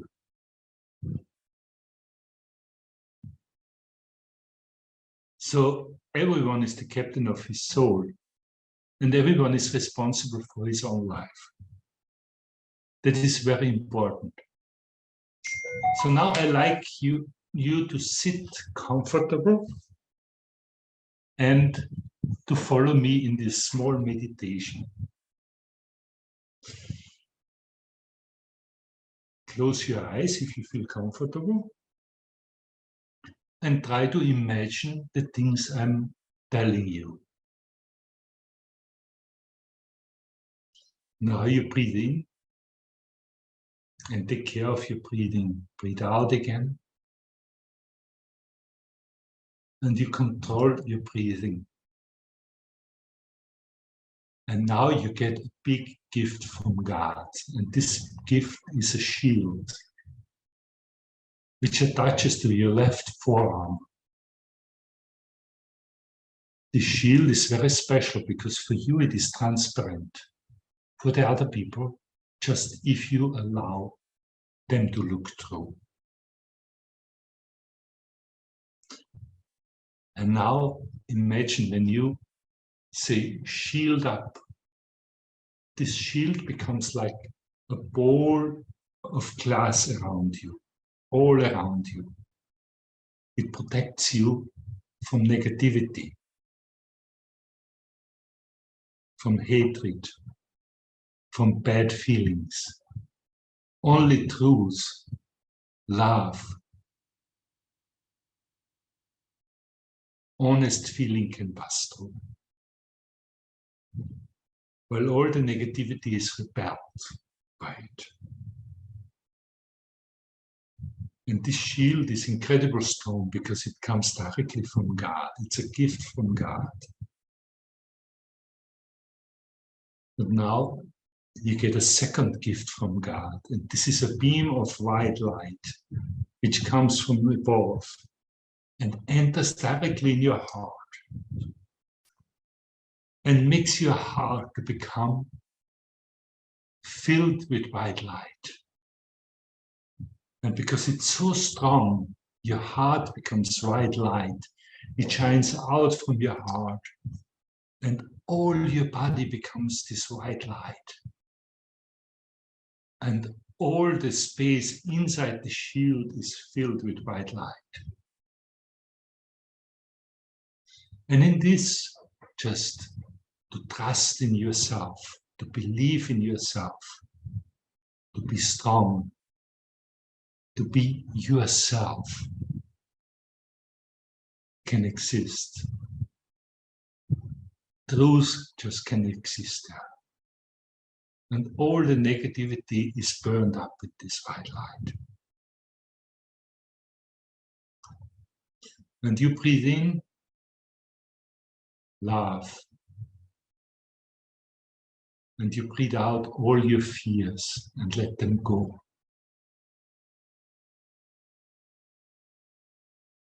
You breathe in trust, trusting in yourself and trusting in the people who love you. And you breathe out all the fears which are limiting you.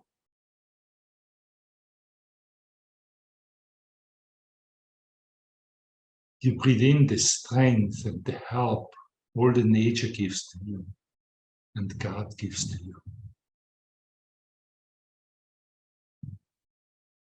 And you breathe out all your limits and you get rid of them.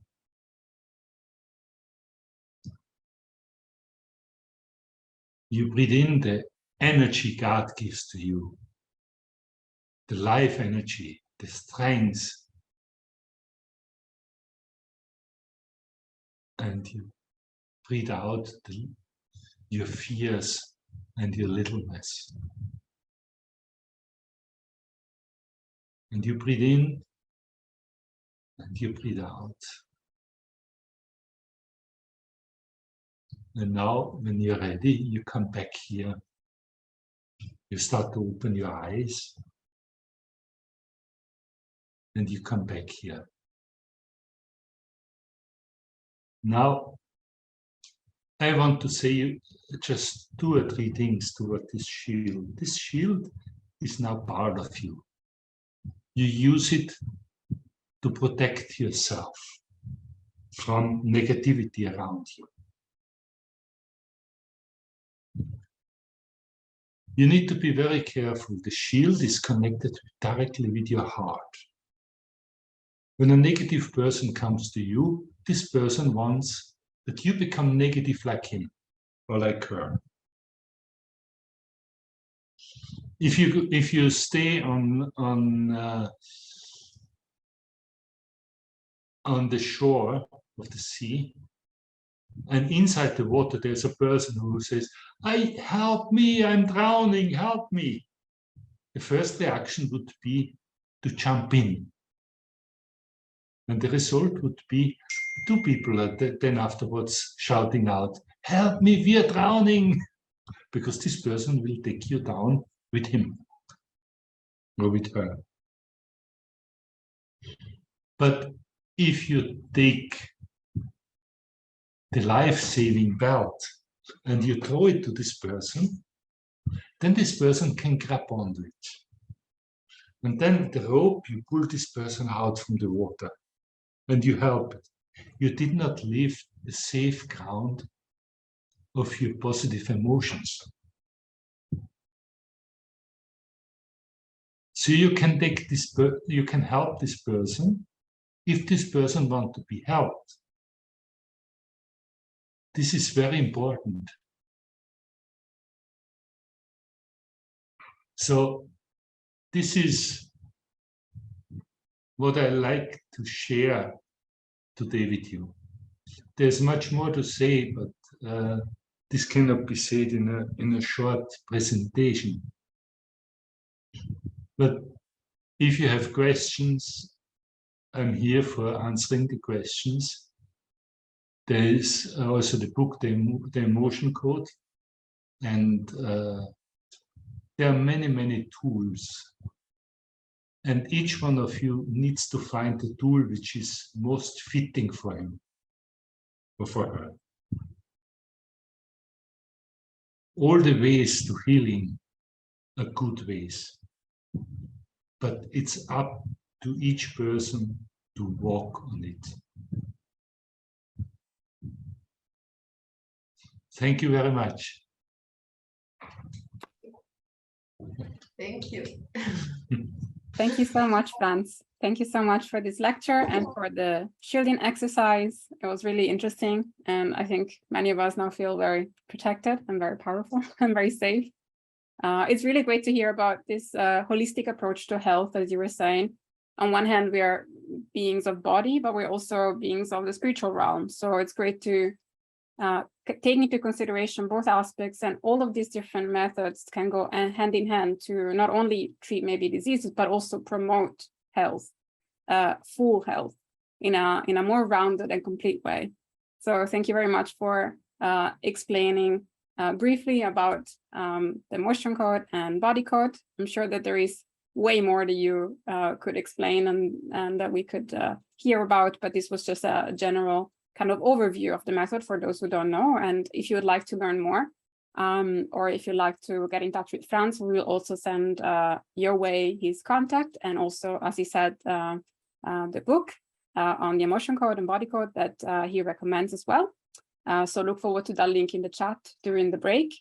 And we have received some great questions, but in order to save some time, if that's okay, Franz, I would leave them for the Q&A afterwards, and we would go into the break.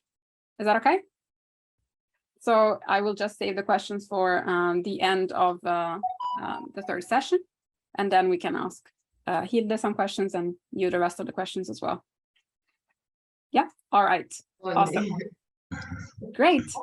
Then just like before, Patricia said, during the 10-minute break, you can also find in the chat the feedback form if you'd like to start filling that out, so that you can let us know how you're liking this event, how you're liking this session, the previous session, and also the last session, of course, so that we can know how to better cater to you. And the resources from Franz have just been put in the chat as well. Thank you very much for your participation and your attention. And thank you once again so much, Franz, for your lecture and all your wisdom that you shared with us, and for the exercise. And have a good break. Thank you very much.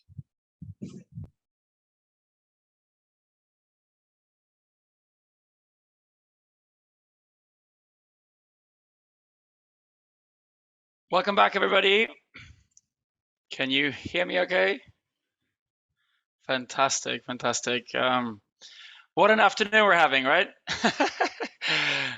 Really, really enjoying it, and already getting so much value and real taste for these different speakers and what they have to offer. And I don't know about you, but I'm already Fran's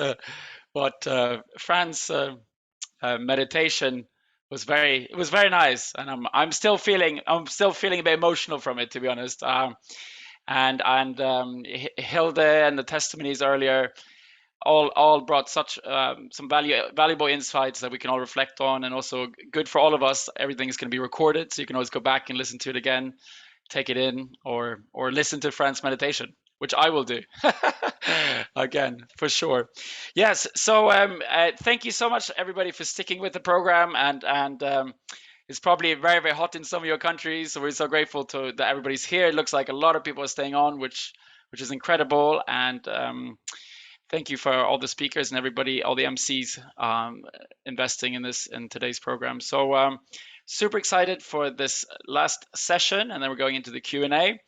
And yeah, for the people that don't know me, my name is Daniel Lindström. I am Swedish American, half Swedish, half American, a second generation, living in London. My wife's English South African, and we got three English children because they've been raised here. And what I was going to say, I've personally been involved in purity and marriage education in many different initiatives in the last 10 years, both locally, nationally, internationally, and obviously very passionate about helping in the area of marriage and family. So And of course, part of the MMM team is where I'm serving the most at the moment in this area. So great. So for the people that are joining in for the first time now, we got some translators. We got Russian and we got Italian. Galina and Daniela are standing by, or I guess they're translating as I speak right now. So you can tune in to them by clicking the little globe at the bottom of your Zoom. And if you do have any technical issues, or if you want to ask any questions to the speakers or to me or anything like that, please message our host Andy, which you'll find in the chat. So I think that's it already. So we can go into our to introducing our next speaker, which is Kurt Saltberger, and he is a certified emotion code practitioner, author of the original energy code. And he believes that a better, more helpful method for healing, personal development, and fulfilling relationships can be developed by applying secular world practices and systems to the divine principle.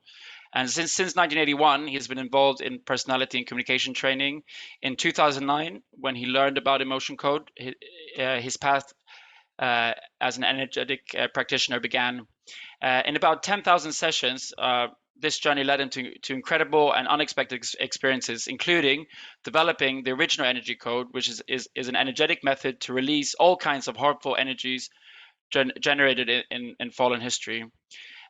Kurt's been blessed. He was blessed in 1982 and is the father of 2 grown children. His wife, Bernadette, passed into the spirit world in April 2019. And since then, he has been pioneering ways to develop a blessed marriage relationship with one's partner in the spirit world. Today, he will be talking about erasing traces of fallen history through original energy code. And during his session, he will guide us through an exercise, and we will also listen to 2 testimonies by Raphael Ginyard and Hanika Misolova. So that is the intro to the speech. So I'll pass over the word to Kurt. Over to you, Kurt.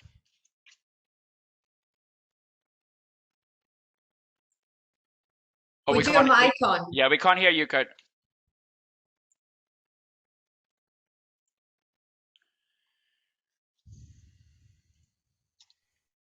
Okay. Yeah, thank you, Daniel, for the introduction. Thank you for everyone still being here. I really appreciate. After 2 hours, still there. So, just need to get my okay presentation. Yeah, erasing traces of foreign history. I choose for my presentation, I choose this seagull as a symbol because it reminds me of the film Jonathan Livingston Seagull. And this was a seagull which was not satisfied with the life of the normal seagull, just caring for food and material things, but wanted to explore new heights which are hidden in life. And I also choose this quotation of True Father: make yourself a tuning fork, resonating with and vibrating along God's frequency. And somehow we need this attitude of Jonathan Livingston Seagull to really leave behind all the low vibrations and start resonating with these pure and wonderful frequencies of Heavenly Parent. Yeah, why do I present original energy code? Basically, I have 2 reasons. Original energy code, I perceive, or I think, is a gift from heaven. It was not my and my wife's, how to say, work, but we were guided by spirit world, and there was a plan behind, and we were extremely guided. So 2 reasons why I want to present original energy code. One is I want you to know about its amazing potential to get rid of burdens and blockages. And in doing this, speeding up the growth and restoration process on all levels. And with all levels, I mean, not only the personal level, but also related to your family, to your ancestral lineage, to your hometown, to your nation, to your religious community, up to the cosmic level. And the second reason why I do present to this presentation is if some of you feel a calling to do healing work, that you know about this potential this work has to combine restoration and building Jongil-guk with earning the money for your family. Because I find it important that clients pay in order that they become, as Franz shared, the captain of their soul, and as I would express it, that they really take ownership of their own healing and process.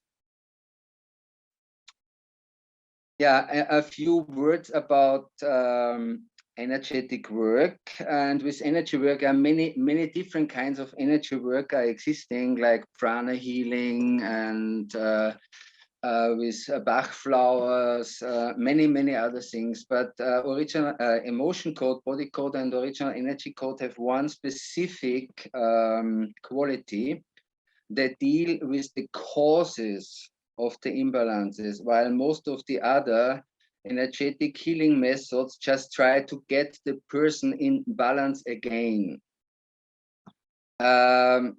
Franz shared about Dr. Nelson's experience that he healed the people, but sometimes later they again had the same issues. So what is the effect of these three methods? Let's say a person has an anger issue, gets angry very easily. And when, let's say, as a situation comes where a person feels anger, and he has in his past a lot of situations where he or she was not able to digest the anger. This can be also issues that coming from the ancestral lineage. Then this old anger, this old undigested anger starts to vibrate with the actual anger.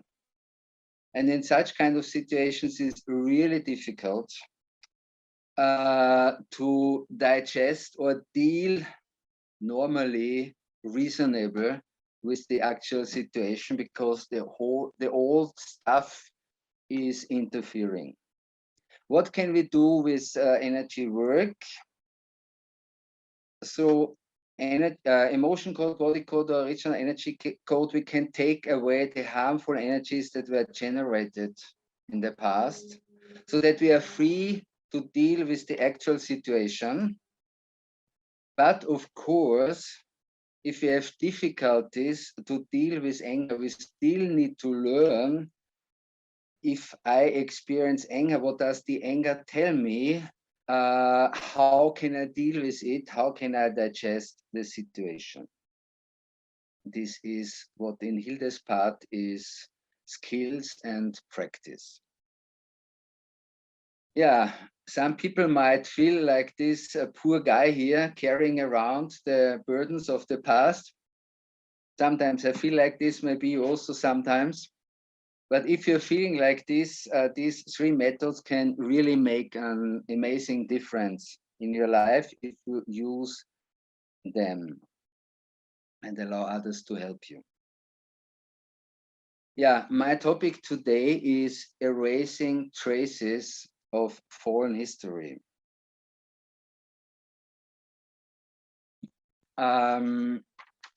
Before we go into it, I would like to, I don't want to call it meditation because it's not deep enough, but I would like to encourage you to go inside of yourself and check a little bit what would be different if there were no traces of fallen history. Please just follow my instructions. I will give you some time to go inside. Please close your eyes. Take a deep breath and exhale slowly through your mouth. Please take in another deep breath and exhale 3 times, just focusing on the breath and what the breath does with your body.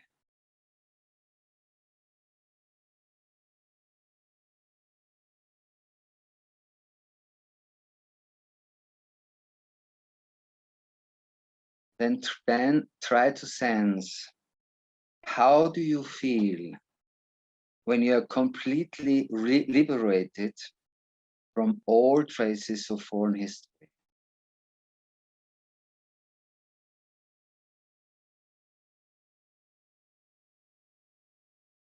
How do you feel when you are completely free?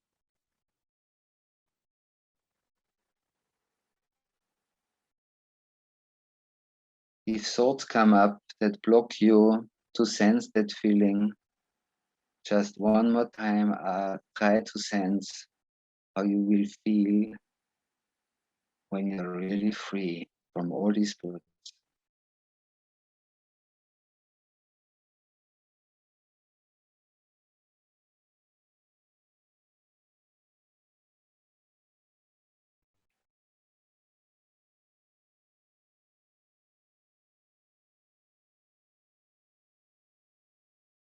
Then please focus on your breath again. Take a deep breath in and exhale slowly and focus on your breath.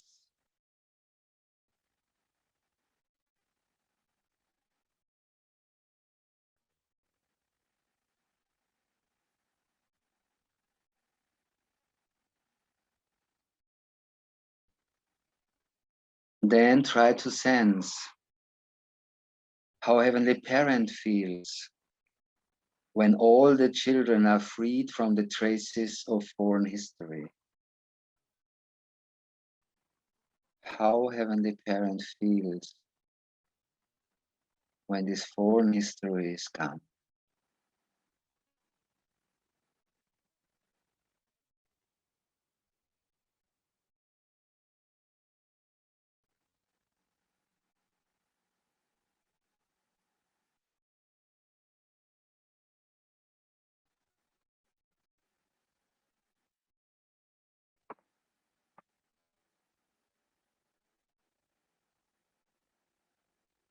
Please focus on your breath again.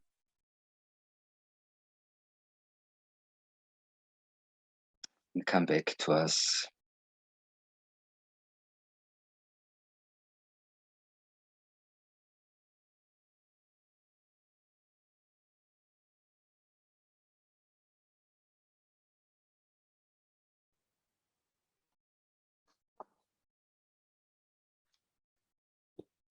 When I prepared this part, I asked Heavenly Parent, why did you give us this original energy code? And the answer was quite overwhelming, because I cannot stand anymore to be separated from you.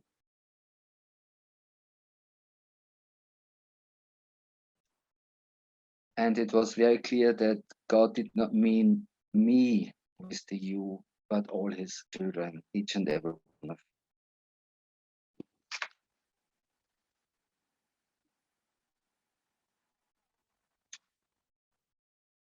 Why is it so important to erase the traces of foreign history if we want to live in a wonderful world in our movement called Jong-il-guk? Let's say this park is a symbol of Jong-il-guk. Why is it so important to erase traces of foreign history? Yeah, because what we see here is the reality, and which is a place which is filled with garbage, and if we plant trees here and flowers on that garbage dump, they will not work. They are not able to bloom and grow. So first we need to take away, to erase all this stuff, and and then we can start gardening and creating a beautiful park. So that's why I think original energy code and also other methods are given by God, especially in this time, that we can get rid of all this stuff of foreign history. So now I want to come to original energy code. What is original energy code? It is an energetic method to identify and release the causes of harmful energies. This is the map, the first page of the map, like with the body code, also different parts. And what is very clear, it is a further development of original energy code and body code. I learned the method from the original energy emotion code from Dr. Nelson, and also the two-step method of identifying and releasing energies. OSC allows access to the subconscious mind of individuals, but also to the soul or subconscious minds of groups, regions, nations, religious, political, or economic bodies. We can release energies from Holy Parents, Holy Community, burdening energies from second gen, third gen, each individual and each group. Before I express in which ways OSC exceeds emotion code and body code, I first want to mention that even now, if I have new clients, depending who is recommending them, I don't start immediately with original energy code, but I do first sessions with emotion code, because everyone experiences emotions. They get to know themselves better if I can help them to understand what happened in a certain period of their lives. And additionally, emotions are involved everywhere. In each and any situation, emotions are involved.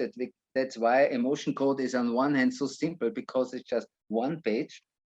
And also Dr. Nelson said that God wanted him to write this book, Emotion Code, because this method everyone can learn. So like, so that everyone can, on a certain level, help himself.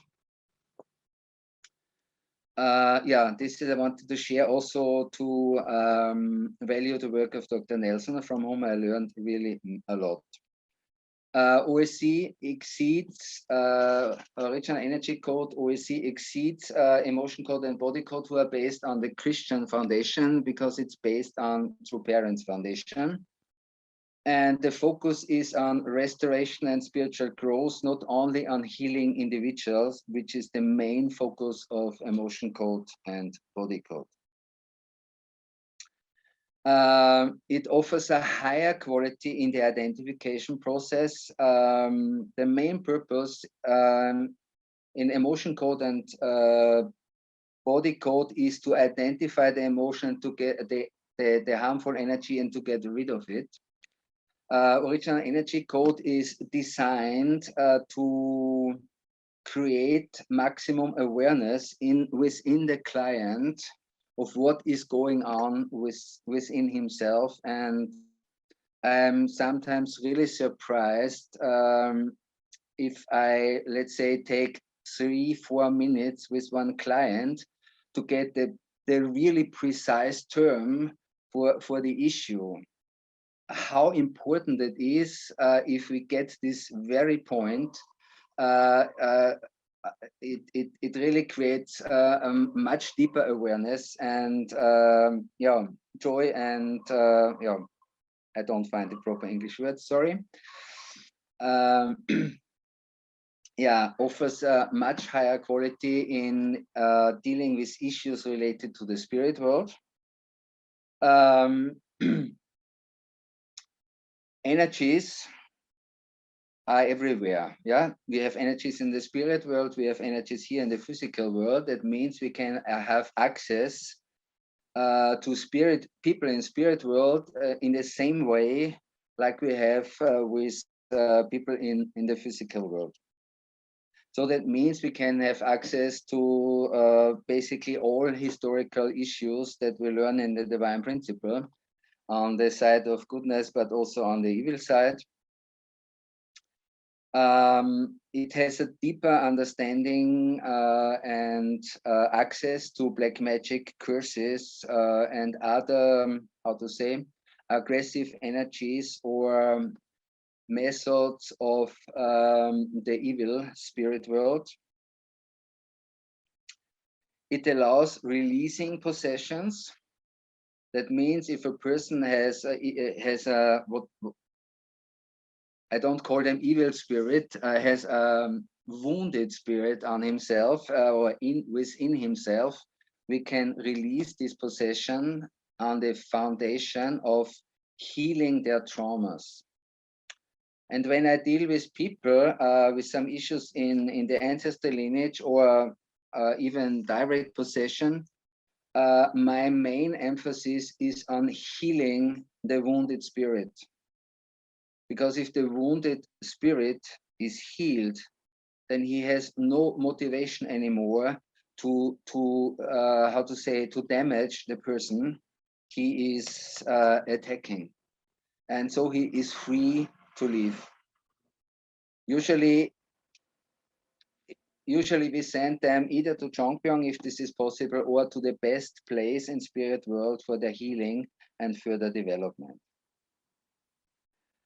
After some training in Chongpyong, we also learned to identify and separate fallen angels. Here the foundation is that we erase the base within the person. Let's say I have fallen angels enhancing anger around me. If I can take out all the energy of anger within myself, the angel has no base anymore to cling to me. That's why and on that foundation, we are able to send them off. And we were guided to send them off to Lucifer because it's Lucifer's responsibility somehow to restore what he had done in the wrong direction, and under True Father's guidance to re-educate them. Yeah, OSE goes beyond EC and BC because it enables us to work for collectives. I have very nice experience with people who are doing hometown providence to support them. It's amazing what comes up. Also on national level for the Holy Parents, Holy Community, and so on. And we can, I mentioned it already, release historical persons. I have one brother I'm working with. We are basically going through the whole history, taking out imbalances. In this case, I always allow myself to be guided. That means I don't say, I want to know what happened in Adam's family. I want to know what happens in Noah's family. No, if heaven brings some historical person to us, we will take care for him or her. Also, it's not about knowing things, it's about releasing burdens also for them.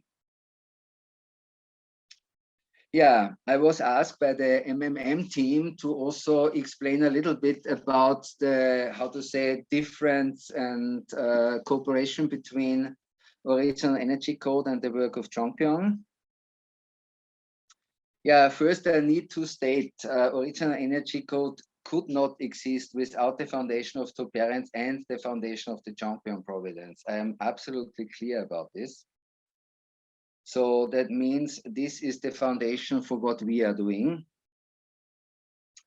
What is very interesting, we feel a lot of support, especially from Yochenim, but also Hongchenim and Demonim. Sometimes, if I did not do the prayer clearly enough, asking for their guidance, I need to pray again. What for me is a sign that that it's not me doing this work, and they help us for our agenda, but it's the other way around. They are in subject position. We are here on the earth to do what they cannot do over there. Yeah, and definitely there's a difference between when I work for brothers and sisters or for people outside who do not have blessed ancestors. Okay, what for me here is important, I think everybody knows that Chongpyong offers liberation of our ancestors, liberation of the attached spirits, and the blessing of our ancestors. What here is important, I think the term complete. They're not just taking some energies away, but they receive complete restoration. So let's have a simple graphic. What happens when someone goes to spirit world?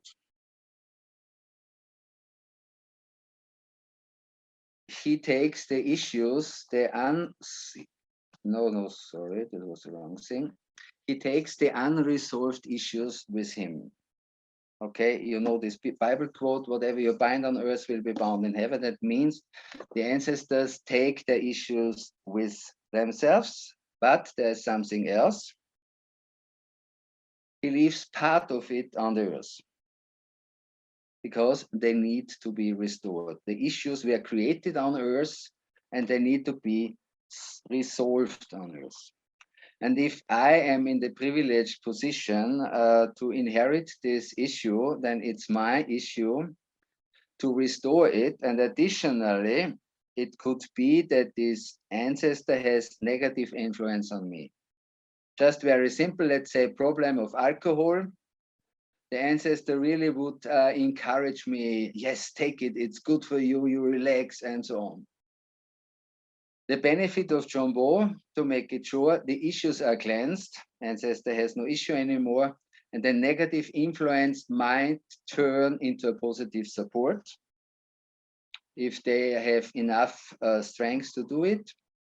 And the work of restoration remains. I still need to do my work. But it becomes easier because there's less negative influence and maybe even the support of the ancestor who is interested in my healing. What is the benefit of original energy code? The energy of the issues is reduced, at least reduced in both. If we deal with an ancestral issue, of course, yeah. If we deal with an ancestral issue, the energy of the issue is reduced in both in the spirit person and in the person on earth. Also, the influence becomes less, the negative influence becomes less, the work of restoration and growth, however, remains. If we have an anger issue, as I shared in the beginning, we need to learn how to digest anger. It becomes easier through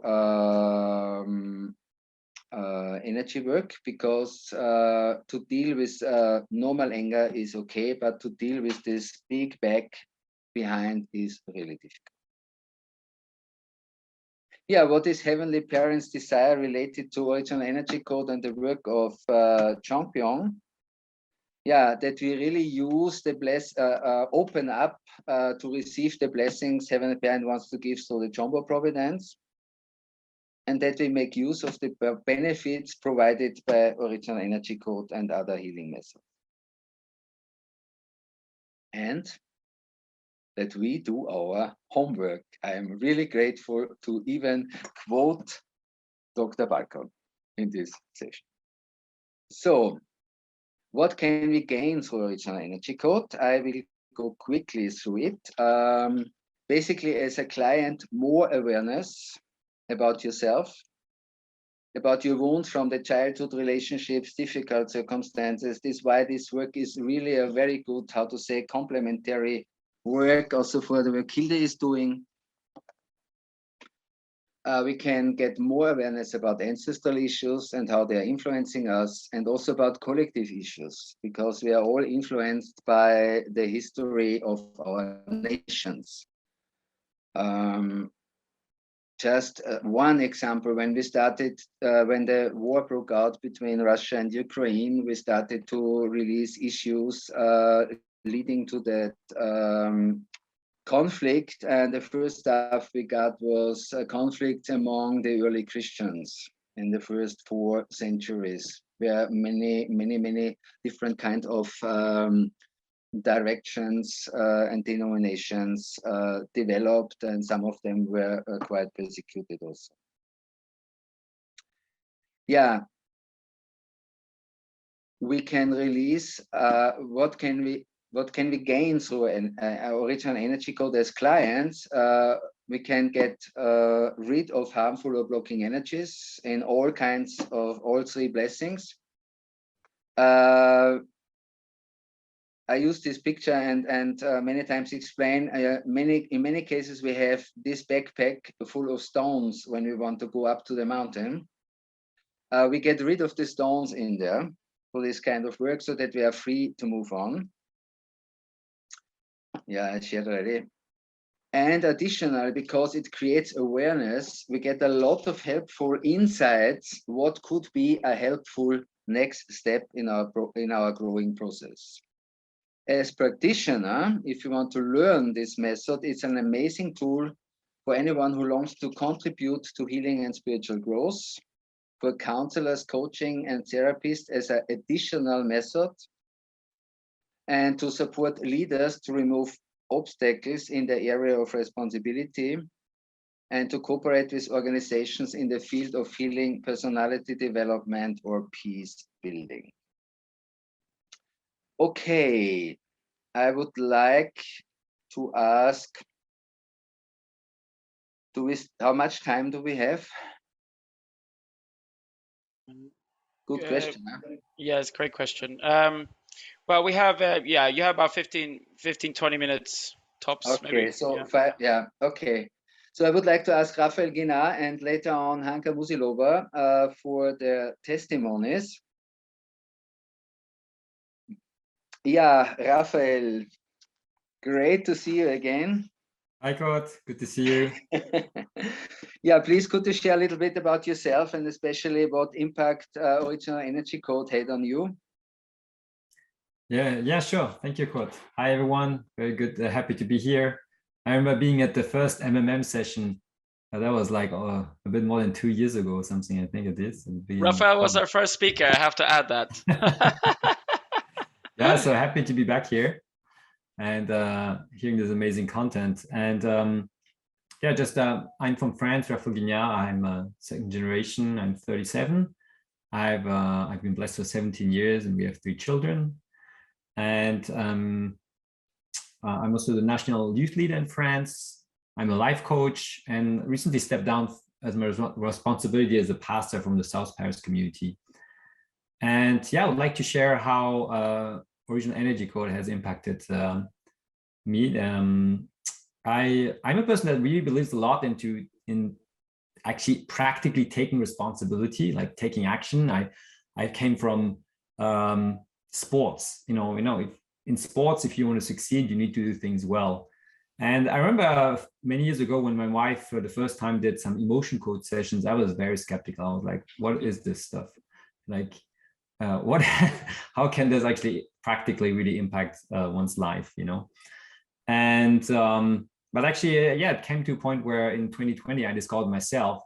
I was organizing an online workshop and I felt completely overwhelmed. And even though I was in an intense period of personal growth where I felt like I was managing really well my physical energy, my emotions, my thoughts, suddenly I felt stuck. I felt like I can't do anything. I had some very strange feelings around my body. I felt like crying all the time. And luckily, Orlando suggested to ask Franz actually to help me with the emotion code, body code, and original energy code. And yeah, and it was really powerful because 24 hours later, I felt completely relieved from the physical symptoms, but also like the emotions. And then 48 hours really relieved. And also, interestingly, until that time, nobody was really applying to the workshop. And then suddenly, in the last 2 days, like 40 people applied to the workshop. Yeah, so it was not just a shift in my own personal state, but also what was going around me. And one thing that really was interesting is that in this session, it brought up an emotion that came back from 2006 that I remember. It was very difficult. I remember organizing an event with for parents in Switzerland, and there was a leader that was like always asking me to do many things, and I felt very negative about him. I felt some resentment, and I thought I overcame it, but actually it was still in me, and it was still triggering me so many times today, and I was not even aware of it. Every time I would see a leader doing something that would kind of could be seen as or perceived as maybe some kind of abuse, of like asking too much to certain members, I would be emotionally so triggered. I would be very reactive, and I couldn't control it. I would see it as, yeah, it's normal. I want to fight for the right things and everything, but I didn't realize I was triggered by my own experience that I didn't really heal at that time. So that was very powerful. So I decided to join the Original Energy Code training myself because also I was a coach, and it's like, well, if I even though I'm doing so much work, I feel stuck at one moment, then most likely my clients as well, the people I coach as well. So I really wanted to train to learn more about this for my life, but also to help others. And it was really amazing experience, and it really helped me to feel just such a much more, not just some, as Kurt was saying, not just some temporary relief on the emotional level, but some deep sense of peace. Tomorrow, I'm moving 500 kilometers away from my home. There's boxes everywhere. My house is a mess, but I feel totally at peace at being here and sharing this testimony. And I know it's a lot thanks to this work. And I was really also, yeah, it helped me a lot to accept more criticism in relationships.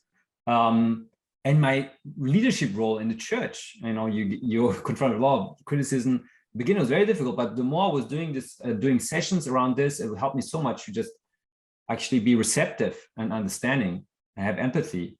And same for developing my activity, you know, overcoming rejections and things like this. And then, yeah, working with clients was really amazing. It really helped. Whenever I felt like we tried everything we could in order to make steps forward towards the goals, and we felt like still the person was stuck, then every time I would suggest to do some energy work, and it was really powerful. Every time we would do it, then things started to get easier. It would still require action. I remember I had 2 clients at one moment that were not so much into action taking, and there's no matter how many sessions we did, not much was changing. Yeah. So, but those who were taking action, wow, their action taking became so effective. Every week they would like make steps forward very easily, actually, compared to before. And I have one person that is not in our movement that I was coaching on. He had so many things to release from past relationships. And after 1 year working together, and now he's in a beautiful, harmonious relationship that I was longing for. And he was really scared about it because he's already like 40 years old. And that was really, really a strong transformation too. And he was very open to the work, even like with curses and fallen angels and things like this, even though he's not part of a movement. And yeah, and also just working also on our movement. You know, we have group sessions where we work on for youth in our movement in Europe. Also we did work for my community in South Paris and for France. It's very heavy work, but it's very fulfilling. And actually, sometimes it feels more peaceful than the overwhelm of daily life, you know, doing the sessions. And what I can see is that in every area where we do this collective work, I feel like things are moving forward more smoothly. That still takes time. It still has a lot of work, but there's just less obstacles, less friction. And that's the same for in my personal life, in the life of my clients, and also in the organizations that I feel like I'm working on.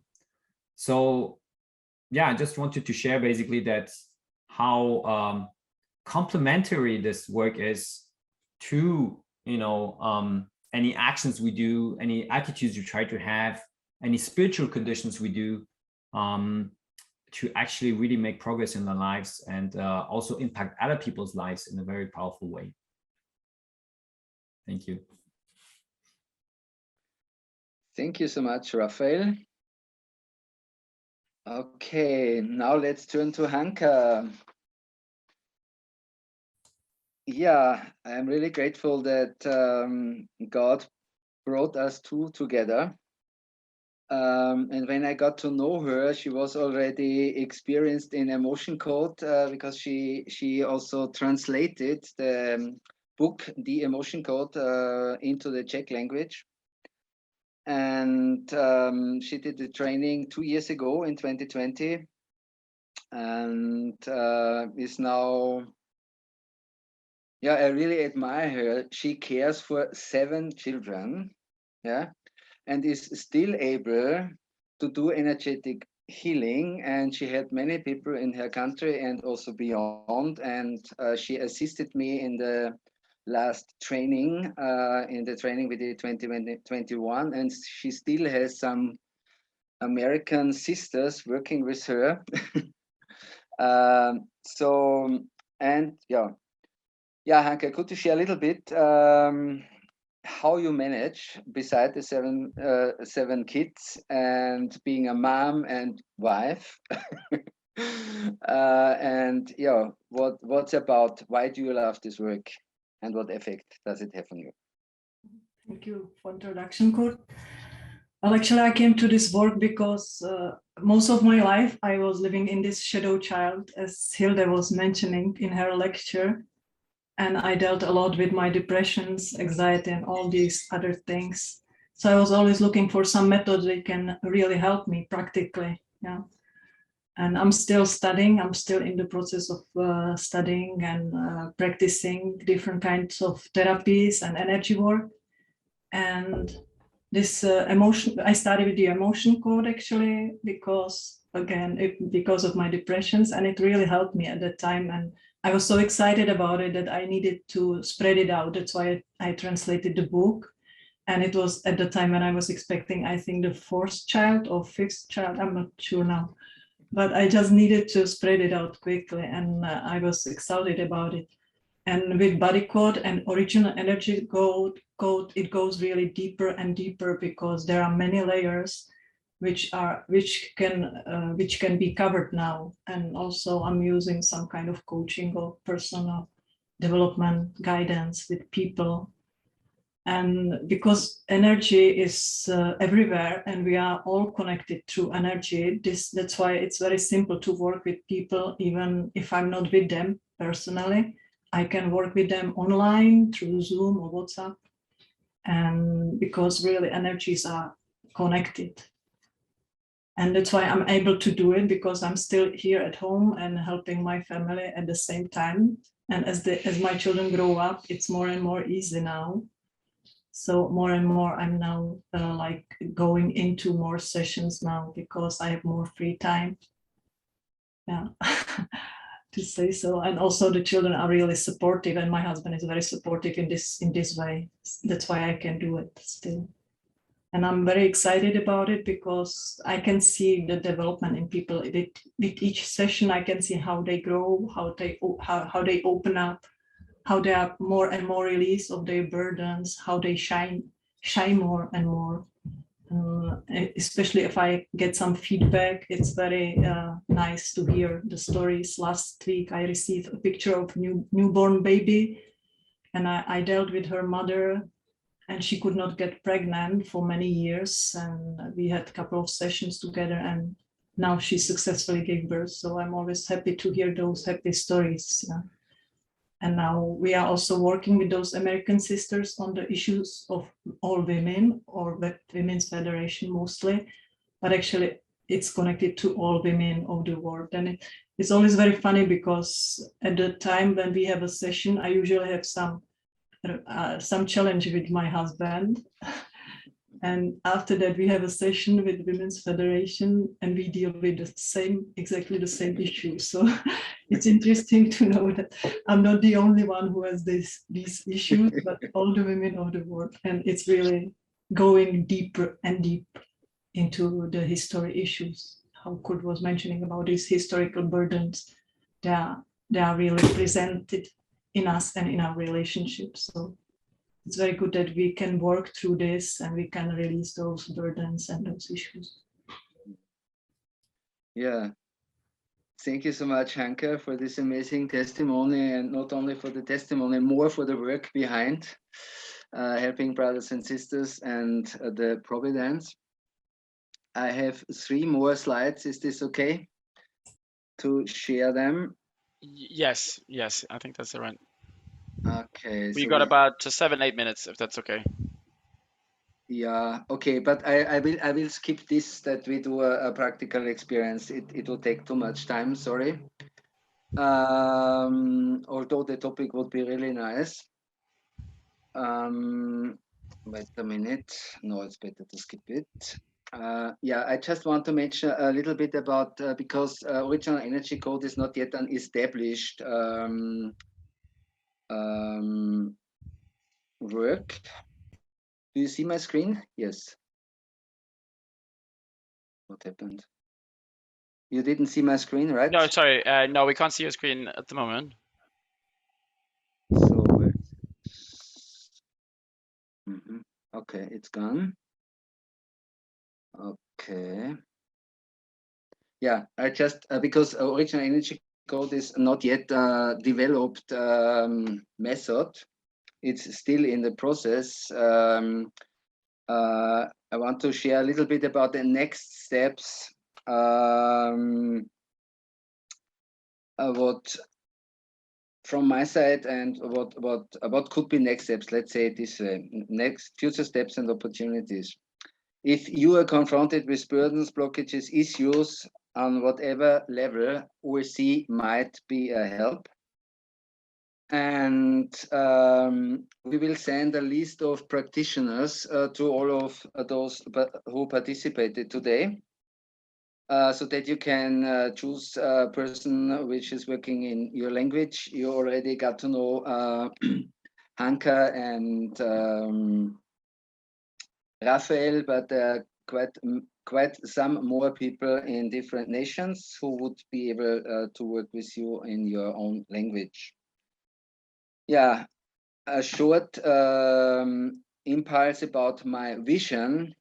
Basically, it's my vision to, with the help of original energy code, really to assist top leaders, both in secular society, here mainly people in the field of personality development, healing, coaching, and also within the Holy Parents Holy Community, to support the Providence on all levels, from the individual, tribal, hometown, national, and so on, and to do projects together with top therapists and educators. I see, because as Raphael already mentioned, original energy code really has the potential to bring many things on a deeper or higher level. Yeah, this is about my personal vision. Of course, it's my vision to train people who want to do this kind of work. And if someone feels a calling, I will just share what are the next steps. End of February 23, we'll start the next training. It will be online training in English. And there will be a preparatory webinar where more of the details are explained in end of October, beginning of November. If you're interested, please contact me under this address. It will be sent out afterwards, or you can also reach me through WhatsApp. And if one of or some of you feel a calling to do this kind of work and you want to start right now, not to wait until February next year, start with reading the book Emotion Code and practicing it. If you have some experience in this with Emotion Code, it helps you so much when you want to do the training. Yeah, I think that's my stuff. I give back if there's still time for questions and answers. Otherwise, I don't share my screen anymore. Yes, there is, for sure. Anyway, first of all, thank you so much, Kurt, for that for the talk. Incredible depth, and like I said, it was not. We could hear also direct testimonies as well, and I felt it was a very what do you call it? Thorough. You went through it. Yeah, we got the really good summary. which is great.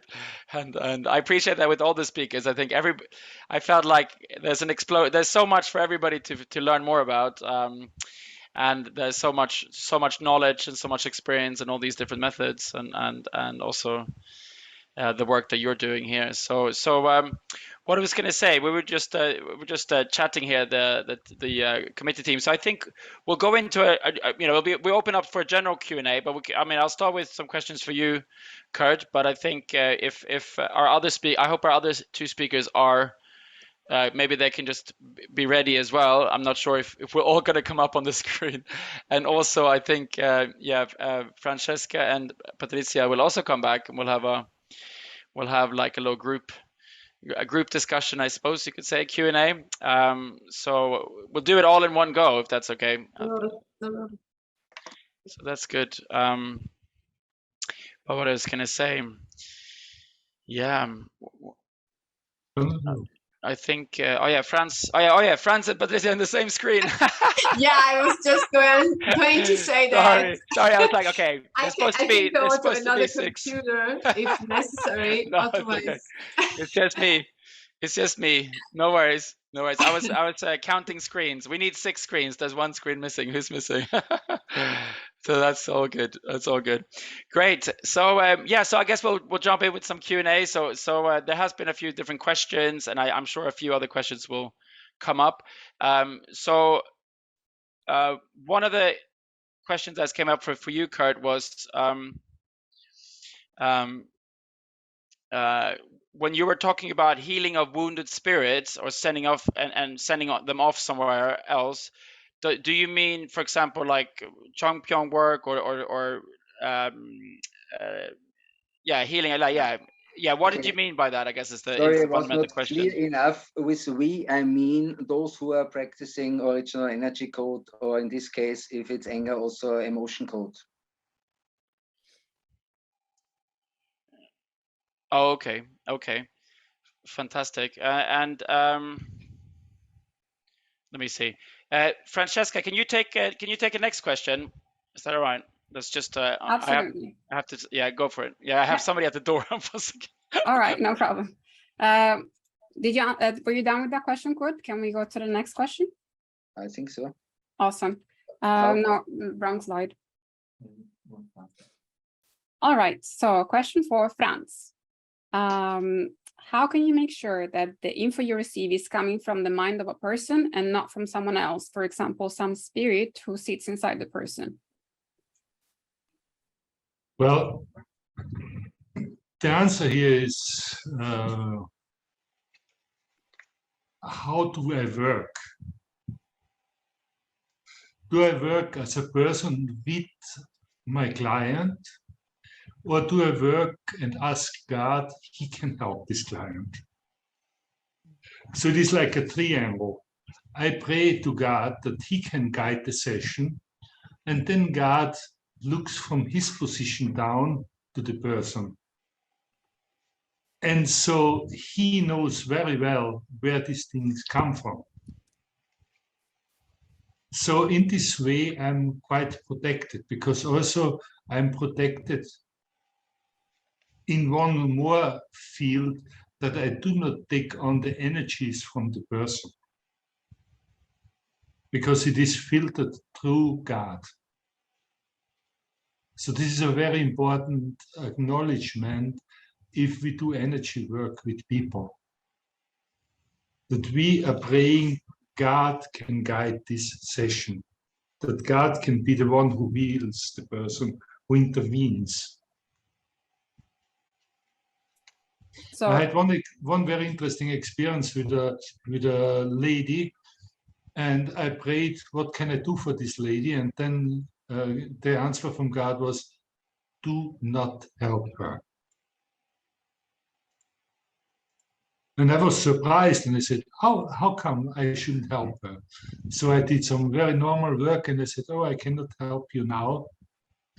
And then later on, I prayed and asked God, how come I shouldn't help this person? And then the answer was, when this person is well, she behaves very badly. And And if you help her to be well, then you take out my education of her to change. Because this person needs something to make her change in her life. And the indemnity she's facing now is for changing. So it makes a difference. If I would have helped her just, then God could not have intervened in her life. So this is very important as a person, when we work with people, never work on our own.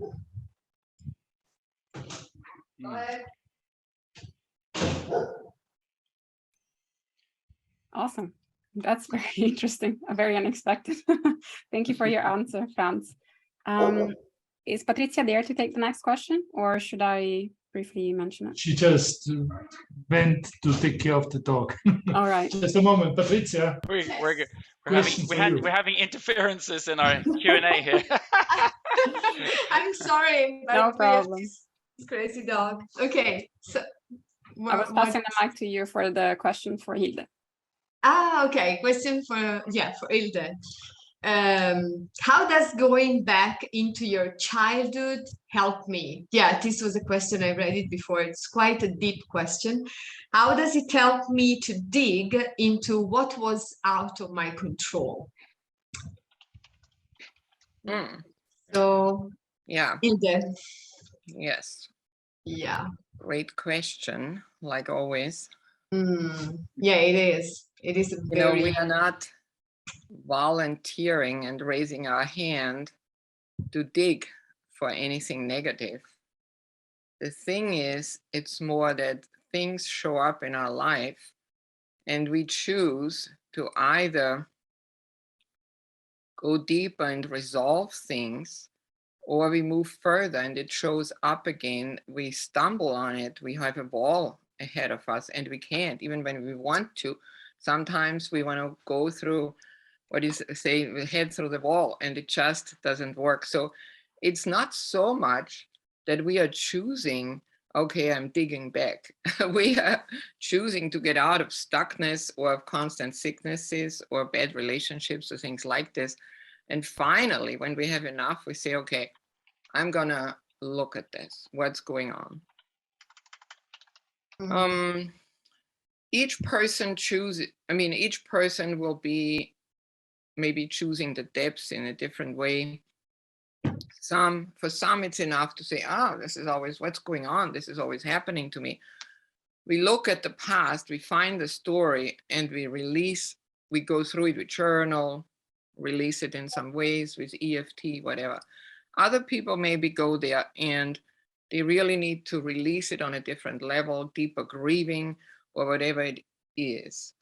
And that's where we need to learn that we don't have a judgment towards each other, because we don't know how deep the scar is from something.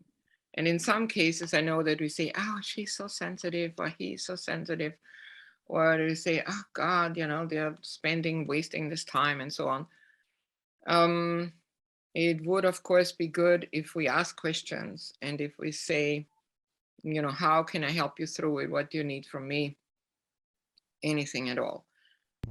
And since we are in this summit here, we have to say that therapy, any kind of inner child work and so on, may not be enough. And that's exactly when we are coming to these levels of work that Franz and Kurt introduced today. Because we can't see further in coaching and therapy. And we need to look further, deeper in different layers. So the universe, or let's say that as a thing, the inner child is forcing us, whatever they want, they need to get. And if we ignore it and say, oh, we just want to do this and live a life happy, and I don't want to do all this coaching and therapy. Okay, well, live that on that plateau and get all the messages and sicknesses and so on. But then there is a choice. That the emotions, events come up again. And until our soul, we could also say, gets what's needed to be healed, because our original self knows that it wants to become whole and knows that we are born to spread our divinity. And as long as we haven't achieved that, like I said, to be like a crystal, things pop up and we can choose to develop. I hope that I'm sorry. Yeah, I'm staying here. Don't worry. She wants to participate. Maybe she needs some emotion code or body code as well. The dog. Actually, it's true. Huh? We work on animals as well, and it's very effective. But thank you, Hilde. Yeah, what I felt is that maybe the key point is to be aware of where we are and then choose for the best. And choose your way of dealing with things, finding coaching, finding emotion code or body code or other therapies that can help us. Yeah. Fantastic. Oh yeah, Cynthia, what you done there? No, are there any other questions, or do you want to add something more, Hilde, to that? Or? Not to that. I put some in the chat. People wanted my email, also the information about Richard Cohen's work. Good. We will post that in with the handout. And I think you can do that in the follow-up. Yeah.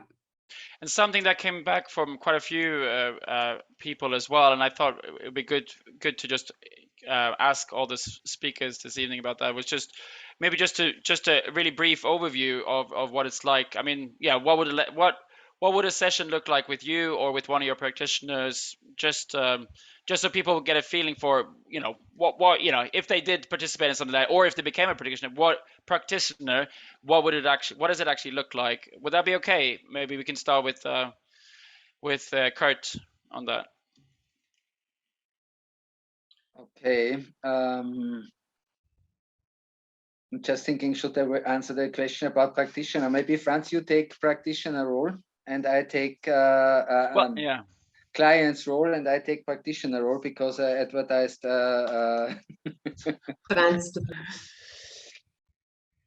Franz, are you okay with answering how does the session look like?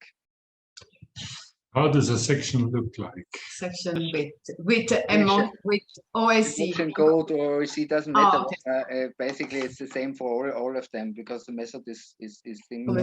Okay, well, so Kurt's and Franz one is similar. So Kurt, you're basically saying that Franz can explain it, yeah? Yeah.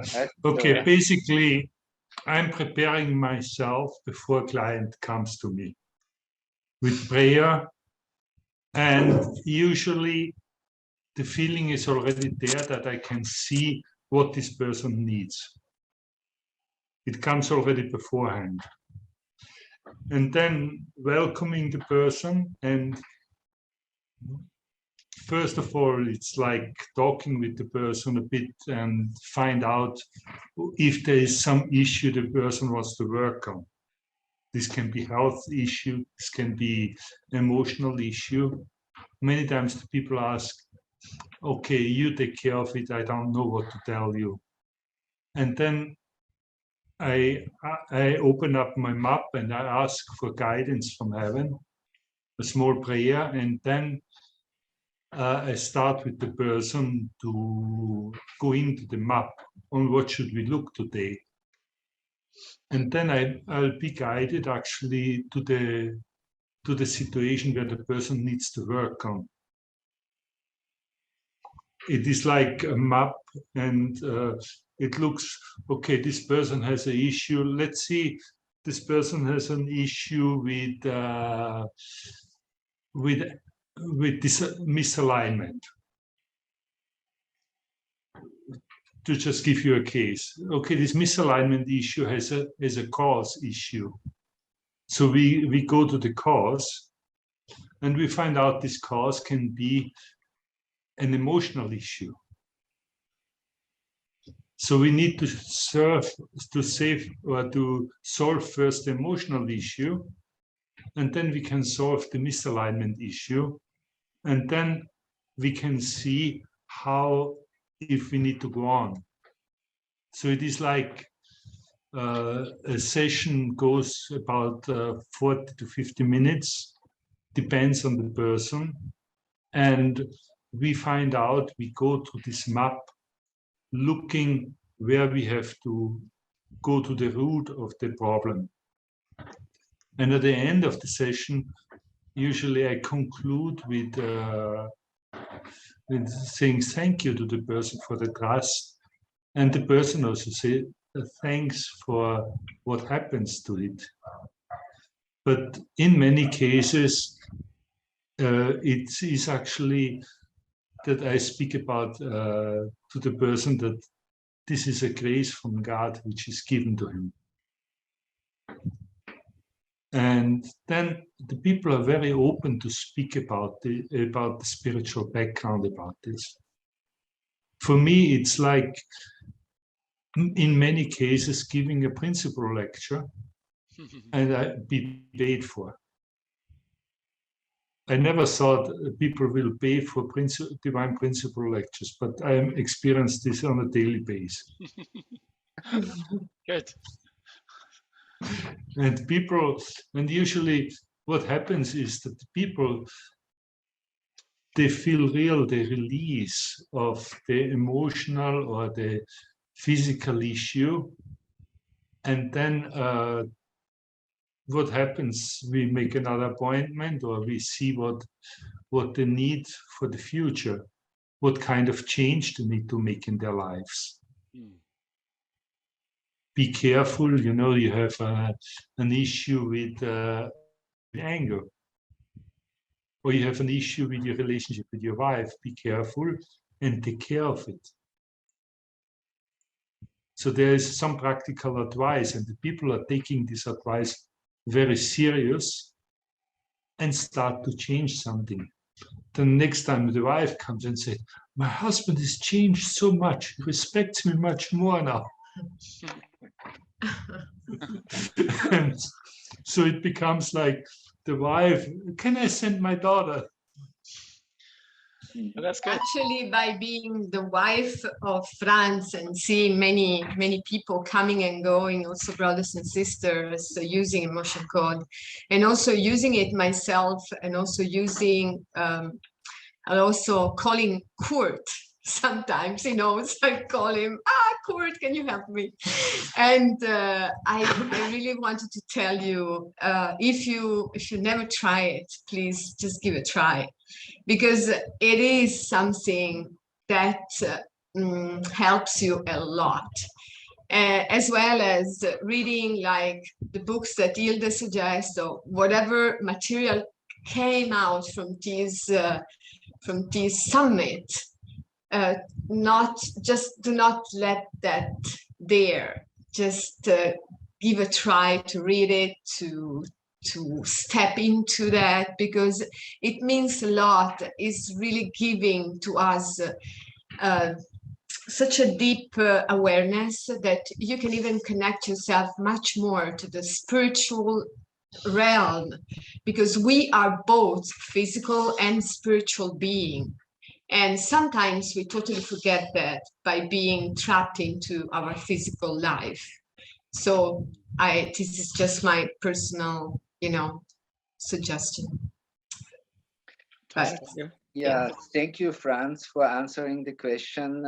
Then it gets to me in a much better way than I would ever have been able to do. So yeah, I just had to say yes. Okay, so I will go more to the practitioner side. Basically, there are two ways to act as practitioners. One is more on the personal level, as on a private level, let's say this way. I learned the method and I practice it for my family and also maybe for my community, church community.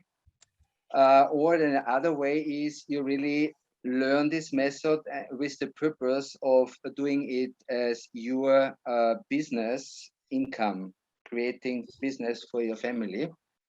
Both ways are possible. And at the moment, related to business level, we have still a very weak, I cannot say it this way,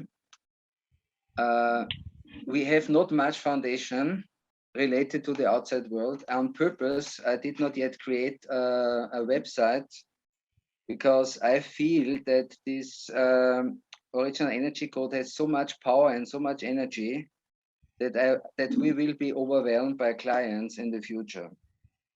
In my career, I had one promotion activity, and the rest I was always promoted by clients as well in the church, but also from outside clients. So that's why I'm so confident that that the problem is not how do I get clients. The problem is more how, for me, how can I educate enough people? And in the first period, it's only for blessed. It's only for blessed brothers and sisters, because only as a blessed son or daughter of God, you have the authority to really command fallen angels. In some way, it's also possible on the basis with Jesus, but not on the bigger scale. Later on, we will open it up also for outside people, but there will be some divine principle training involved in the whole stuff, and some blessing preparation. I have some ideas in the back, but this is just future. So in the future, there will be support for the future practitioners through a website.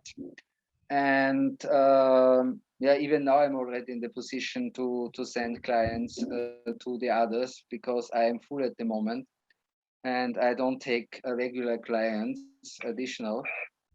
So if you want to have a session, you please relate to Hanka, Raphael, or some other people which will be on the list. Also, I want to recommend Franz. He's doing great job with original energy code. He didn't talk so much about it, but if there are really heavy issues, most of the time he is the one brother in the United States, Staffenberg, with whom I can release the deepest issues on a larger scale. So I want to recommend Franz. He's doing a great job. Also related to original energy code, not only emotion code and body code. Yeah. Fantastic. Thanks, Kurt. Yeah. So we'll go to Hilde as well.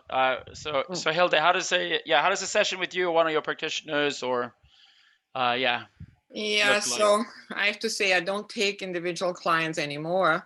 I give them to my team, but I interview people the first time. And for that, I just want to know the story. What's going on in the family? What do you think? Who's your so-called problem child? I help them to understand that parents' work is first, and that child is actually the path to liberation. It's not a problem child. It's the noble child that is holding the unresolved issues and kind of putting their life aside, hanging on the cross, waiting that the whole family is waking up and making a shift, addressing those issues. That's how it is then. I mean, it goes so fast. I've developed this now for a long time. And that's why it's going so fast, that I just know that at the end of a session, this needs to be clear to a parent. And then ask the question, do you want to do the work? You are first, not your child. Do you want to do the work? Do you want to go on my website and download 3 different products, read about real love, fill out a 32, I think, questionnaire, family history. Then I draw a genogram and I look what the issues are. So that is with the parents. And then I see who on my team plus, oh God, so I eventually do with some a family intervention or intensive. That means I prepare people in a certain way that's too long to explain here. And then I fly out to the family and stay with them for 2 days. And that, at that time, everybody will talk to everybody in the family, share their life story, their thank yous, and their not thank yous, their complaints or their hurts, and I'm there to help create a safe space. So these things can really come out. They go deep. Kids can grieve. The parents apologize, and then we design a new way to move forward. Then the internal work comes for everybody, and they go. I help them to find coaches or local therapists that are on their insurance in order to do their deeper work. So that's part of. But what I'm doing now is actually reaching out and finding professionals who work in this field of the family, and basically selling and teaching my course. So I train others how to work faster with a family through these different steps. And by doing so, I have to say the first part of it is all things that, since we're here and the members could learn in order to raise their tribe. I am right now teaching a course that is called Relationship Readiness. I just started it, and every single thing in this course could be used for the people we know around us, neighbors, co-workers, people we blessed, and so on. So this is work developing with Diana Winter. I'm creating a women's group that is kind of a bridge, and I guess that's why I stop. I have so many groups going on, but I am the one who I want to get the message out to the world that transformation is possible, and the burdens of history need to be released. Otherwise, there's no coming home. There's no coming home to God, to our divinity. There's no peace.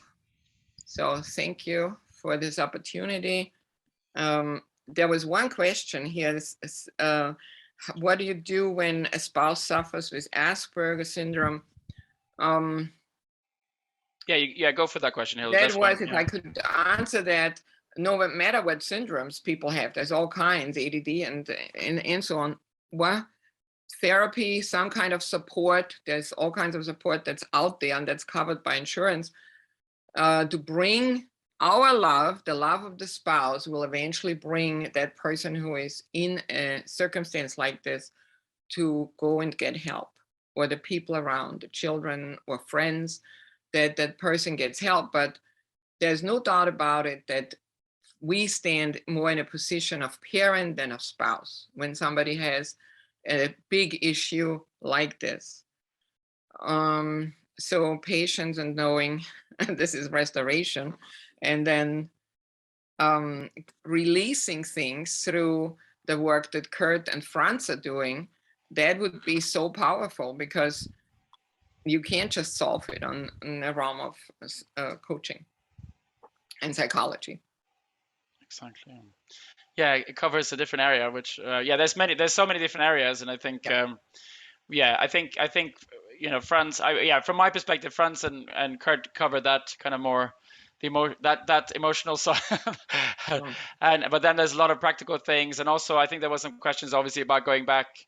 Obviously there's the emotional side of the trauma, but maybe there's also kind of an understanding side of it, or like you were doing with the your relationship with your parents, and kind of what did you call it? Mapping out things. I think I map out things for them, that they understand that the parents' work is first.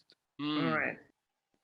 Exactly, and all these things kind of go hand in hand, I feel, which is great. But what I was gonna say, like, I don't know if everybody is feeling it, but I'm like these three incredible speakers we've had today. It's like I don't know, healing lions. There's such power. There's such power, and like I said, there's so much potential. They've done so much themselves personally. They've obviously done all this work themselves, and also all this work has come through them and helping so many other people, other practitioners, spreading this practice, these different practices that they've done. And obviously it's also integrated with obviously our true parents and our unificationist foundation as well. and it all just goes together in such a beautiful, incredible way. I feel, and it's been such an incredible event. I think in terms of like a summary, a taster. This is what we wanted with this event, is for everybody to get a feeling, a taster of these different methods of healing. We would love for people to get in contact with these speakers, and please open the feedback form if you have it. I don't know. Can we post it again on the chat? Bring it up on the screen or whatever. But yeah, please. Yeah, if you actually, we love feedback. So if you can give the feedback directly after the session, but on the feedback form as well, there is somewhere you can tick. You can leave your email, and so the speakers of today, they will be able to get in contact with you. You can be added to their mailing list, or they will be able to send you information about what they offer in terms of sessions, in terms of becoming practitioners, and all these kind of things. And please, and this is obviously really good information that could be spread throughout our communities. And obviously, they have a lot of resources as well, free resources that have been shared today, which is also accessible. We'll be sending an email out as well with that after the event. And what I was going to say, yes. Yeah, I'm not. Yeah, maybe the other MCs want to say something as well, but I think it's been an incredible afternoon, and I hope everybody has enjoyed it, and we just really hope that, yeah, like Patricia was saying, that people will take something like that, read one of the books, get in contact with one of the speakers, take some of this with you, and see what you can do with it for yourself or for other people. So, yeah, Francesca or Patricia, do you want to say any closing? Just thank you for all the people who join in. I mean, it's July, it's a very hot day, and I think we really were amazed about how many people join in. When we had our staff meeting, we were supposing something different, but I think we all need healing. So, and thank you so much to Hilde, that from America, and Kurt, and of course to Franz, and to you, Daniel, with 3 children, being here with us all afternoon. And Abby and Victor and everybody. Thanks a lot. I'm so grateful that we could do this program. Fantastic. And Francesca, Francesca just disappeared. I think they're really busy. We really need to close. I'm hosting right now because Andy had to go. So. Oh, okay. He's hosting. Yeah. Okay, that's fine. No worries. We got it. Great. So we really hope you enjoyed the afternoon, and obviously it was recorded. So please do share it. We will send out the YouTube link when it becomes available. And something like this, something good is, you can't expand or spread it more. So please, send the message out. And also, like, I think something that all these 3 have in common as well is obviously that basically you can use all these things for anybody. You can use it into your tribal messiahship. You can share it with your neighbor. This is the thing, and it's also something beautiful you could give to somebody else. And then you can add in the divine principle as well. We need to, I feel like as a movement, we need to have more of these things as well that we can give to people. Raphael was giving the testimony as well. Like, he had these issues, and then he was liberated from that issue. If you've liberated somebody on the emotional level, you've developed a deep relationship with them as well, and other things can flow into those relationships of love with other people and healing. And I just feel like this is like a key that we can open so many doors with. So I really hope everybody can see that, and I really hope everybody had a really great and powerful and fulfilling afternoon. So thank you so much from the MMM team, and I hope everybody has a lovely Sunday tomorrow and a lovely week. Take care, everybody. Thank you so much. Thank you, everybody. Bye. Thank you so much. Oh yeah, there is a conclusion prayer. Yeah. A closing prayer. If you like. Yeah, Kurt, thank you. Just open your mic, Kurt, please. Thanks a lot. Please join me in prayer. Beloved Heavenly Parent, we are grateful for this opportunity to be together here as your children. And we really want to connect to your desire to embrace each and every one of us as a healed and complete person with no traces of foreign history, as an absolute good person. Father, we still have quite some way there, and so I hope that you can accept all the investment which was here for this summit, also the investment of all the participants, so that you can take this as an offering for really bringing about a huge wave of healing in this world, so that the original mind can really be liberated and be the dominating force in our life. Thank you so much. In my name, Kurt Sattler, I'm President of Family. Adieu. Adieu. Adieu. Adieu. Thank you. Thank you for joining us today. The program has ended. And I hope to say thank you and wave Gertrude. Oh, yeah. Aren't you proud of us Austrians? Of your children? Yeah. Somebody told me Gertrude was there. I've never met you, but I'm very grateful for your work in Austria. Thank you. Thank you, everybody. These are all Peter's children. Peter's children. Peter and Gertrude's Peter's children. Yeah. Take care, everybody. Take care. Bye. Bye-bye. Thank you so much.